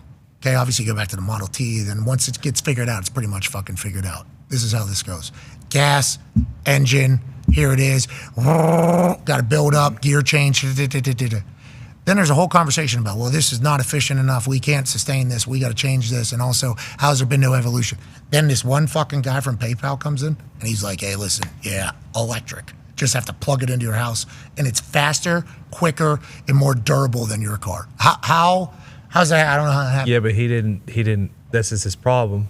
You know, being an alien, he didn't factor in human instinct, and he didn't realize all the charging stations, everyone's going to steal all the copper out. Well, and that is certainly, that's a misunderstanding there. That is a misunderstanding of how humans will actually operate. Yep. And then you talk about rocket ships. It's like NASA was just spending billions and billions and billions of dollars. We were actually having to fly out on other people's rocket ships because of how expensive it was. We were having to hitch rides with Russian astronauts to get up to the Russian space station because we weren't able to afford it. And then the same PayPal guy. Just the PayPal guy. Fuck it. I'll build these. I got it. Yeah. And these things, well, whenever they come back in, they're just flying and they hit an ocean. That's what they're aiming for. No, my fucking thing's going to right here. Parallel They park. reuse it too. They can reuse it too. Yeah, and we'll be able to send it back. It's like, how is one person so responsible for such vast advancements so quickly and things that all the smartest people allegedly have been trying to figure out for so long? I don't get it. Internet, too. Starlink. Yep. Internet in what, 100 countries Oh, now? you're right. Jeez. Right. And that one try. Like that. Now, I would say, I've got to give an honest review. I got it. It was some shit, bitch. Bullshit. Yeah, Straight bullshit, Elon. What, 120 a month? It's made if you're like in a car, right? Or if you're out like out in the middle of It's nowhere. made for if you've never had the internet before ever. Yeah. This is like the beginning internet. Like, yeah, you can upload a photo, but it's going to be the dial-up is pretty much what it's AOL internet. I think, right? It's supposed. The cell is like it's supposed to get better over time. Being that it's there, and the satellites are all moving. He keeps putting up thousands of satellites a day. He keeps putting them up, right?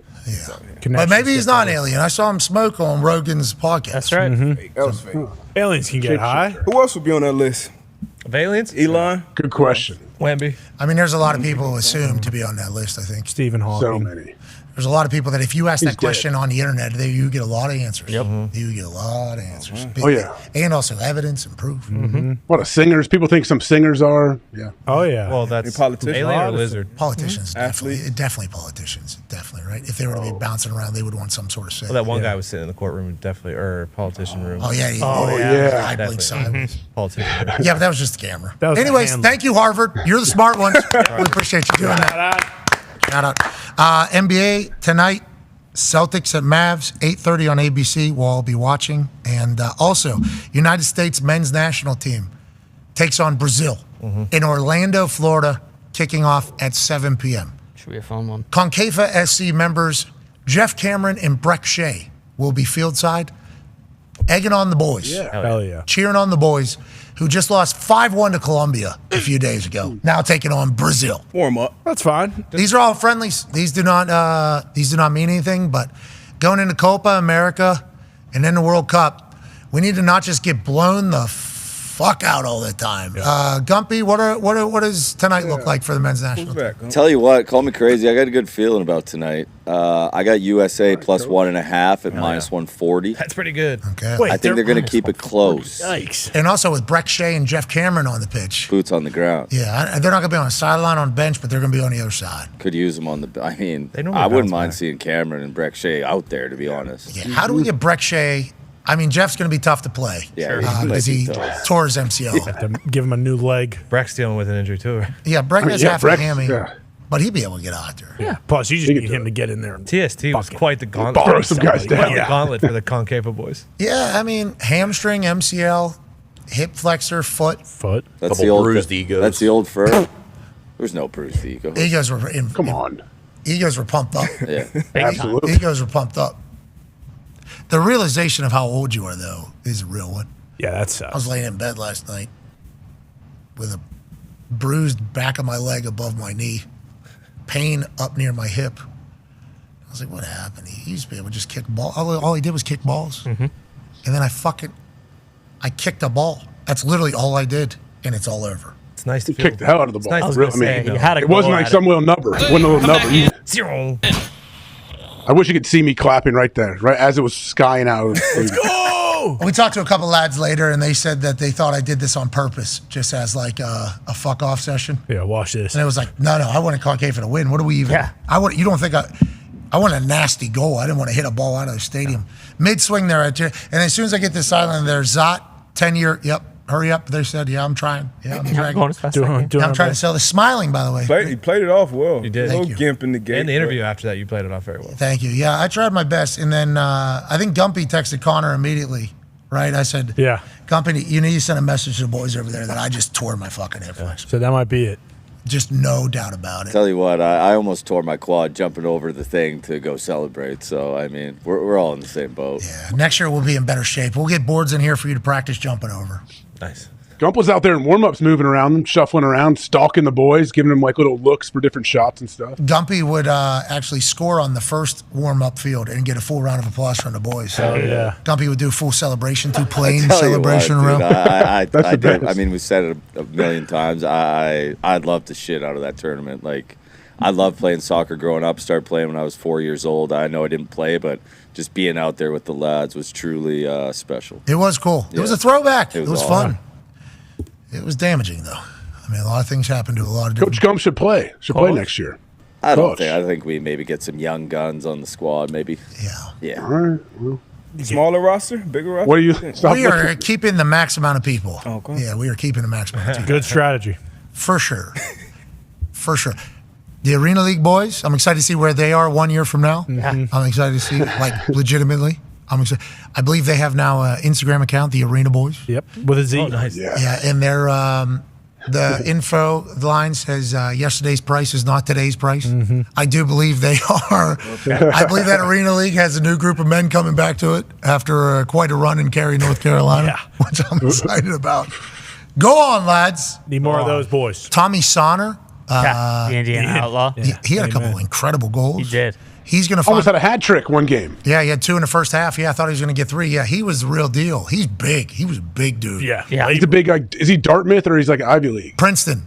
Ooh, okay. Yeah, he went to Princeton. He had a big brain. He fit in with. I'm telling you, the collection of humans that we had in there, it was like a football locker room again. It was insane to see the collection. We had a Princeton guy. I mean, just reminded now because he was just so normal and active. It was. He's going to find me and Gumpy a game to play in, like a weekly. Sweet. So that we can maybe, not just do a 4 training session lead up to a tournament in which we know what we're getting into now, though. Year of experience. A little different game. Yeah, we need to get that size goal out here too, so we know. Yeah, or they need to make that goal bigger. A little bit, I think. Yeah. What's that? Bummed out. I expected more out of one of these guys. Who? I'm not gonna Don't call say it. Come on. Like he was a big locker room guy. Son of a bitch. I needed more out of his speed. He was DJ Speed. Scored the first goal of the tournament. He was literally Meat scored the first goal, I think, right? Meat hit that as a goalie. Yeah. Meat made the best 7 of TST. Yep. Congrats, Meat. Eddie Speed was Great our name. DJ before every game, and he's an actual DJ Speedo is an actual DJ on Long Beach or on Long Island in Long Beach. Really? You can book Eddie Speed, and I'll tell you what, it was his mixes that we were listening to. Okay. Had some bangers. Quality. Good locker room guy. He's never smoked a cigar before in his life. Sure. So after the tournament ended, we watched him try to do that. That was fun. That was fun to figure out. Need those guys. Hey, Speed. Good. Vibe guy. You need vibe guy. Yeah, you need, and that's what speed brings. All right. there we Along go. with speed. Him going, fade it. And then he, like literally he would do that and then the sound would change. And he was like, now we're sliding a fader. He's holding a JBL speaker right here. And then countdown, and he slides it, and then on the thing, it's boom. It's like a whole new song, yeah. It's not a bad lane to be in right now. DJs. I think he actually knows what he's doing. Yeah. He needs a bump box. He can't be carrying around that little thing. He needs a bump box around his neck. There was a couple bump box situations where I looked around. I'm like, we need a little bit more. We need a little more sound out of Speed right now. But it was a great weekend. We can't thank everybody enough. I'm going to be paying for it for a month, is what the coach trainers told me. Yeah, they did. About 4. You're looking at a 4-week injury right there, bub. Could be worse. Can you do anything? Anything you can do for it, or just rest? They told me I need to keep doing quad stuff, though. We can't be losing a quad in the middle of this whole thing because then knee will start going as well. So, let's not have one lead into another. He started doing quad stuff. He's not yet. Not yet. Yeah, you need to wait a few days. The pain will tell you when you need to do it. I will say, I introduced Finn Balor as a man who was representing bum-ass Judgment Day. I thought that's what the card, they gave me a card of what I was supposed to say. I thought that's what it said. I re-looked at it. It did not say that on there. So I guess I said that, technically. Thought it was on a card. After the show ends, me and Cole try to get the hell out of the way because there's shit that happens after the show ends in every arena. So we try to get the hell out of the way. Let's not distract anything that's going on here. Let's go ahead and go back up through so we can go, chit-chat with anybody in the back and say thank you and all that type of stuff. So we do our standard stuff after the show ends. Finn Balor is on the side. He just lost to Drew McIntyre, so now Judgment Day has been barred from ringside at Clash of the Castle. We go to walk out of there, and I've been sitting down now for like 3 hours, so this thing gets a little tight. So I'm standing up to walk. I'm still in a little bit of, it's hurting a little bit. I'm walking, and Damian Priest goes, "What did you call us?" And I'm like, oh, fuck. And now we're in front of sold out arena. They all heard me say bum ass. Now Damian Priest is acknowledging that he heard it as well. So I had to go all the way back around the. I'm like, whoa, I didn't say it. It was a card. I said it was on a card. So I go back around. I'm walking all the way around there. By the time I get to the back, I'm like pretty, in a lot of pain. But that bruising isn't there yet. So this whole time I thought I was just making something up in my head. No. So this bruising is actually a good thing. Yeah. Mentally. But what they're telling me is it's about to get worse. And if it's sitting there, it's probably going to lock up my knee too. So now my hip and my knee probably going to be locked up. That's TST soccer. Baby. That's right. Raise that thing. That's TST soccer. Let's get the hell out of here. I'm an old man, bro. We're old. We're old. Yeah. Season vets. Yeah, but Hey, did you see his highlights? What was that basketball league? D-Bud is not old. D-Bud moved. D-Bud can still play in the league right now. Guy got MVP. Agreed. You about to join the men's league, right? They keep you young, man. They keep you. Yeah, I'm gonna have to do that, but you're in that right now. Yeah. He posted a video to his Instagram yesterday, middle of the show. Interesting, but he did post a video onto his Instagram. He was you were fucking cooking people. Buckets. Step back threes. I did see you do NBA 3 a couple times, there, which is obviously a weapon in that particular gym because I think it's high school. Yep. You are crossing motherfuckers up down there in where's that, Miami? That's Davie, so like Hollywood, Miami area. Yeah, but you're talking your shit too. I mean, Oh yeah. I mean, it's competitive. It's a good league. Who's the crowd? Oh, it's a league. Yeah, it's a little crowd. Men's league. We play Saturday. We had like a little break. Big was a probably about carry. a month. That was a couple carries. 8 threes in the semifinals. Hey, D-But's being very modest right now. MVP. The team needed me. I had to set the tone. 8 threes in a semi? Yeah. 8. How long's the game? What was the final score? 2 20-minute halves. We won by 17. So I think like 80 to 60. How much did you play? Like that. I played the whole game. Come on, man. So cool. Exactly. I got to play this. Who's on your team? Jeez. And one.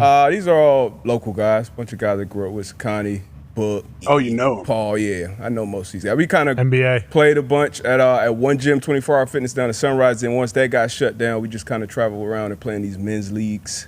Is this for money?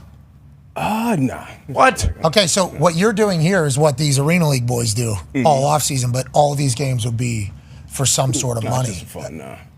You're crushing. That's deep. Dude, he's crushing. What's your warm up like? Actually, so in these men's league, the thing about it, you don't really get warm-ups time, but in this one, we had like a good 20 minutes before the game, so I had a full little pregame warm-up, so I was feeling good coming into this. Yeah, little celebration. Are you getting yammed on in this thing, or like what? No. I give us some buckets. I'm not gonna lie. I take some time off. I take some plays off on defense. Yeah, got making 8 threes. I'm gonna make up for it. I always win my matchup. You play 2-3 zone? No, that other team actually came out and played 2-3 zone. So that's kind of why it's kind of they show respect because they know they can't guard us man to man, but at the same time, you got to be a zone buster. Yeah. Amen. Gotta hit those shots. Yeah, run a couple zone busters. Are you going to be in the big three or what? I don't know. I'll do it. Would you do it if you were asked? Absolutely, I'd give it a run. Any chance to compete against good players, good guys, good runs, I'd do it. Thunderdome helped too.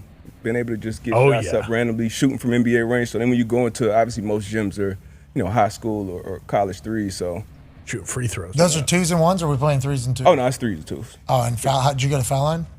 No, I don't think I took one shot in the paint. Okay, one like a how many fouls? How many fouls did you have? I had 3. Yeah, you're gonna call your own. Got foul trouble early. Got foul trouble early. No, 2 refs. Oh, wow. That's sick. We got refs score. They keep stats, give out awards. They give out Defensive Player of the Year, MVP, six man. Like who got go MVP? all in. My teammate actually, a guy named Sakani. So you and Sakani are on a team? Yeah, we kind of. That's not fair. But look, seems like you come up. It's like Steph Curry. It's just like TST. You put your guys together. You know the rules. And honestly, it's some ringers that come in who are like, play overseas or some shit, and some guy comes in the middle of the season. But that's actually the guy we're playing the championship. Some 6'7" white dude who plays overseas. Where's he from? Not sure. I think he's from here. He's from here, but he plays. Thank God. Yeah. I was about to say, if there's a Vitch, that's like a Dakota when it comes to college football stuff. If you see a Vitch at the end, you know exactly what you're getting. Yeah. Okay. If you see a Dakota, whenever, like, for instance, Colorado has North Dakota. Yeah, North Dakota State. North Dakota State first week, and I think a lot of people just assume that's going to be a dub. Wrong. Coach Rule, one of Coach That's Rule's. not Dakota football. Coach Rule, whenever he got to Nebraska, To the AD. he said to the AD, however you schedule this thing, do whatever you got to do. I don't want a single Dakota in any of the teams that I'm playing in the first couple weeks. Do not want that because they come out. Oh yeah. Yeah, they play. They're playing some physical. Punish you. They're playing some football. All right, let's get the hell out of here. Congrats to you, D-Buck, crushing it. Shout out, How old are you? Shout out Game Time Cobras, ex-athletics league. I am 38. God damn. 38. 37, I can't walk after kicking a ball. That's a shame. About to get back into it. Hey, you're inspiring me. Yeah, but he could also eat pancakes and everything every morning and not gain a pound. He had those French LDI, toast sticks from Burger King yesterday. Every morning. Day-old donuts. Undefeated. No, that was Bruce that was eating the day-old donuts. And the Burger King French toast sticks, we talked about this yesterday. Oh, my God. I do believe it is the #2 breakfast item across all restaurants in my eyes. #2. Egg McMuffin, #1. Egg McMuffin is the #1 breakfast item in my eyes. Just personally, as somebody that grew up eating them, love them. Give me the ham, Canadian bacon on there as well. Although sausage, not too shabby on there. And then #2, it's the BK French toast stick. Hash brown from McDonald's also. See, that's my number one. Dunkin' Donuts, bacon, egg, and cheese croissant. Oh yeah, that's. It's good, but the quality is questionable. There's not a lot of good consistency. Hardee's has some unbelievable French toast Not sticks. anymore. Dunkin' Donuts has these little round hash browns. They're not bad. Yeah, those are delicious. Those aren't bad. Yeah. The McDonald's hash brown though is It's top tier. that's Consistency. Yeah, Like, consistency. McDonald's Quality. sausage patty by itself is also an absolute just, McGriddles. McGriddles, yeah. McDonald's is Never been a nugget. big I was a McGriddle guy. So the McGriddle they were saying it was 2 pancakes, right, shoved together Correct. with a sandwich. Yeah. I never got into them, but I could see how that would taste. Unbelievable. Phenomenal. Had a little With syrup syrup in 'em. nugget in the middle. Yeah. Yeah. AJ, did you do any of that? No, obviously. No. We got Not grilled trying chicken. I grew up on Egg McMuffins. Those are my thing. I don't like them as much anymore, but McDonald's has a lock on all breakfast. We know that. Okay, On everything, top to bottom. Talking fast food, I think when you go, Bob Evans has this biscuit breakfast sandwich platter. Oh, these biscuits at Bob Evans. down on the farm. Like biscuits and gravy or what? No, What do you mean? it's breakfast sandwiches, 2 breakfast sandwiches, and then I think you get a potato on the side. Saw it on DoorDash maybe 2 weekends ago. I was like, Yes, let's try that out. It got to the house better than expected. Okay. Then you get a side of gravy with that extra biscuit that's coming. All of a sudden, you got B's and G's, and you got a biscuit sandwich. Yeah. And you got it was like, that was a good one. Good combination. Those BK French toast sticks, though, I think are the best. Oh, yeah. Sweet item. I'd love if they brought back the Cindy Minis. I loved those. They got rid of Cindy Minis Yeah. about 15 years ago. Holy shit, those were unbelievable. Was that BK? Yeah.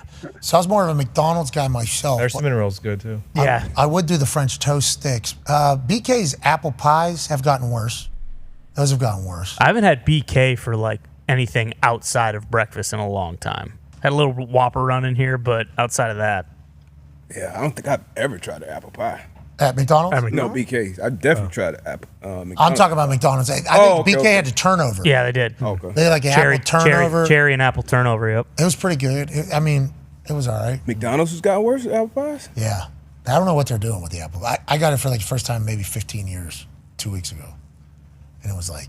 disappointing. Just not the same. Not the same. It was just weird. The top, you know how they used to have just like 3 holes in it? Yeah. Mm-hmm. So it was a good amount of... This time, very open. It was like very open. I'm like, what are we doing? Oh, like a Hot Pocket that's been in the microwave for too long? Yeah, it was like a convertible was off. Hot Pockets had a run. Hot Pockets had a run. They still hit. Hot ham and Hot cheese. Pockets are so good. I haven't had those in years. Those were... They still play. I had a croissant Hot Pocket like probably 5 months ago. Saw an Uncrustable the other night. Oh, baby. Those are a That took me back to training camp. Uncrustables are a staple in my household with the daughter now. Yeah. So I can't wait to get to that phase. Oh, yeah. That is... I saw it the other night at Raw. Somebody pulled it out of their bag. Somebody pulled it out. I looked to my left. Somebody had it out of their bag, and they're like, oh, yeah. Opening an Uncrustable. I'm like, it was not McDonough. It was not J.D. McDonough. Is that old fart on Testament or no? Jesus. Whoa. Paul Ellering. Yeah. He's a Hall of Famer. Yeah. Yes, he Back is. for Yes, the Hall he of is. Fame. From what Hall of Fame? Did you see 1990? Big Boss Cross? You see Big Boss Did Cross? you? Of course. I like that name, Big Boss Cross. Final Testament is certainly intimidating. The screen goes black and white when they come out. Yeah. Like Imperial. They might be the only group worse than Judgment Day. What is your problem? The Final Testament is. Nah, I'm with you. AOP doesn't do it for me. What are you talking about? They just don't do it for me. Every time they The authors? they get inside the squared circle, I say, all right, I can take about 15 minutes off. No. I don't want to watch these. No, fucking you're guys. wrong. You are wrong. Just like I don't want to watch fucking Dragonovsky. No, you're wrong. I understand he's a That's technician not in the his ring. name. Dragonovsky. Ilya. might He'll be the always biggest be fraud Dragonovsky going. to me, okay? I Trying to gas understand that we're trying guy to push up. this guy to the moon right now. I understand he's a technician in the ring. He I is. can't wait for Braun Breaker to just fucking rip his torso in two. What did listen, Braun Breaker is a dog. He's the guy. Ilya is a beast, dude. We're talking 0% body fat. He is. Sure, he's Russian. He's Russian. Go fucking wrestle over there. What are you talking about? He's in WWE. I know. I don't love it. Or you know what? I'd maybe like to see the Scottish Nightmare maybe fucking kick his head off. Well, he's a warrior. He's not. He'll be a fucking He's Russian psychic, nightmare. Pat. I'll tell you that much. Ilya Dragunov is a dog. I'm excited to see what happens with him. I am excited to see what happens. Braun Breaker is the guy that He's we're all. the guy. For sure. We're all. We're pushing. Football people are pulling for hard. He's the guy. Let's let this explosive guy who's running the ropes at 25 miles an hour and has a perfect form. He does. He has a He perfect does. form tackle. Let's keep that one going there. And then AOP, I think what you're not getting Okay. in real life, they're big. Huge. They Oh, are yeah. so big. So with how smooth they move, they're like a red car. You know, people say red cars look fast. Sure. Like the way they move, I don't think people can compute how big they are. They are so big. I'll give that stable another shot. But, Thank you. They are houses. But Roman they got one more. Don't sleep on Otis. Oh. Let Otis go out on his own, and then you might be looking at a new WWE heavyweight champion. Otis is the guy. Yes. Long overdue. So Long overdue for amen. Otis to get a push. Yeah, I think we all agree with that one. I think we all agree with Dozer getting a big push. Please. He's been, God, his emotions have been all over. I know. How could they not be? Because then he starts feeling it too. He starts getting his leg. He wants to do his worm, you know what I mean? He wants to do his caterpillar. And then all of a sudden, Chad Gable smacks him back into place. And now he's devastated. Yep. Yeah. Guy's got range. I know he's going through it. Chad Gable. That guy was an Olympian for us. Yes. That guy. And not anymore. What? Fucking hate that guy. Fuck that guy. Fuck. Whoa. Fuck that Who? guy. Bronson Fuck Reed? Chad Gable. I used to Chad like Gable. Chad, too. Chad Yeah, me Gable's too. I'm one of Chad Gable's biggest fans for a long time. Like, this guy is awesome. I want to see more of this guy. Now what he's doing, can't stand. a fucking bitch, dog. He is. Straight up. He's baby back. Mm-hmm. Alpha Academy's good. At some point, they're gonna have to wake up. Yeah, something's gonna have to happen there. Beta Academy. Braun Strowman is a big son of a bitch. Yes, he is. He is a meat mountain. And he can move. Yes, he can. He gets that train going. The Strowman Express. Get off the tracks. He starts running. He's large. See how big he was next to Patrick Mahomes and 2 offensive linemen. Oh yeah. He's so. I mean, that has to be tough all day, every day, being that big. Mm-hmm. Or driving. I love his new merch. How tall is he? 6'11", 7'1", 10, 6. He looks huge. Damn. I'll give 6'10", The 6'8". dude can bend too. I like how he can move. Like he can bend and like he. And he's freak athlete. He's only like that. Like from chest to like back is only like that. Yeah, that's all. It's like he turns sideways and it's like whole. Try to hug him. No, people can't get around him if they hug him. Probably. Yeah, well, good to see you. Dude. Shoulders. Good to see you, dude. Don't sleep on Dragon Lee either. Dragon Lee's flying around with LWO. Big fan of Dragon Lee. Rey Mysterio's still doing it. Mm-hmm. I love the LWO. They're the one that they said Braun Strowman. The way you call him a big son of a bitch in Spanish tonight because he's wrestling alongside the LWO. El Grande Hijo de su Madre. Okay?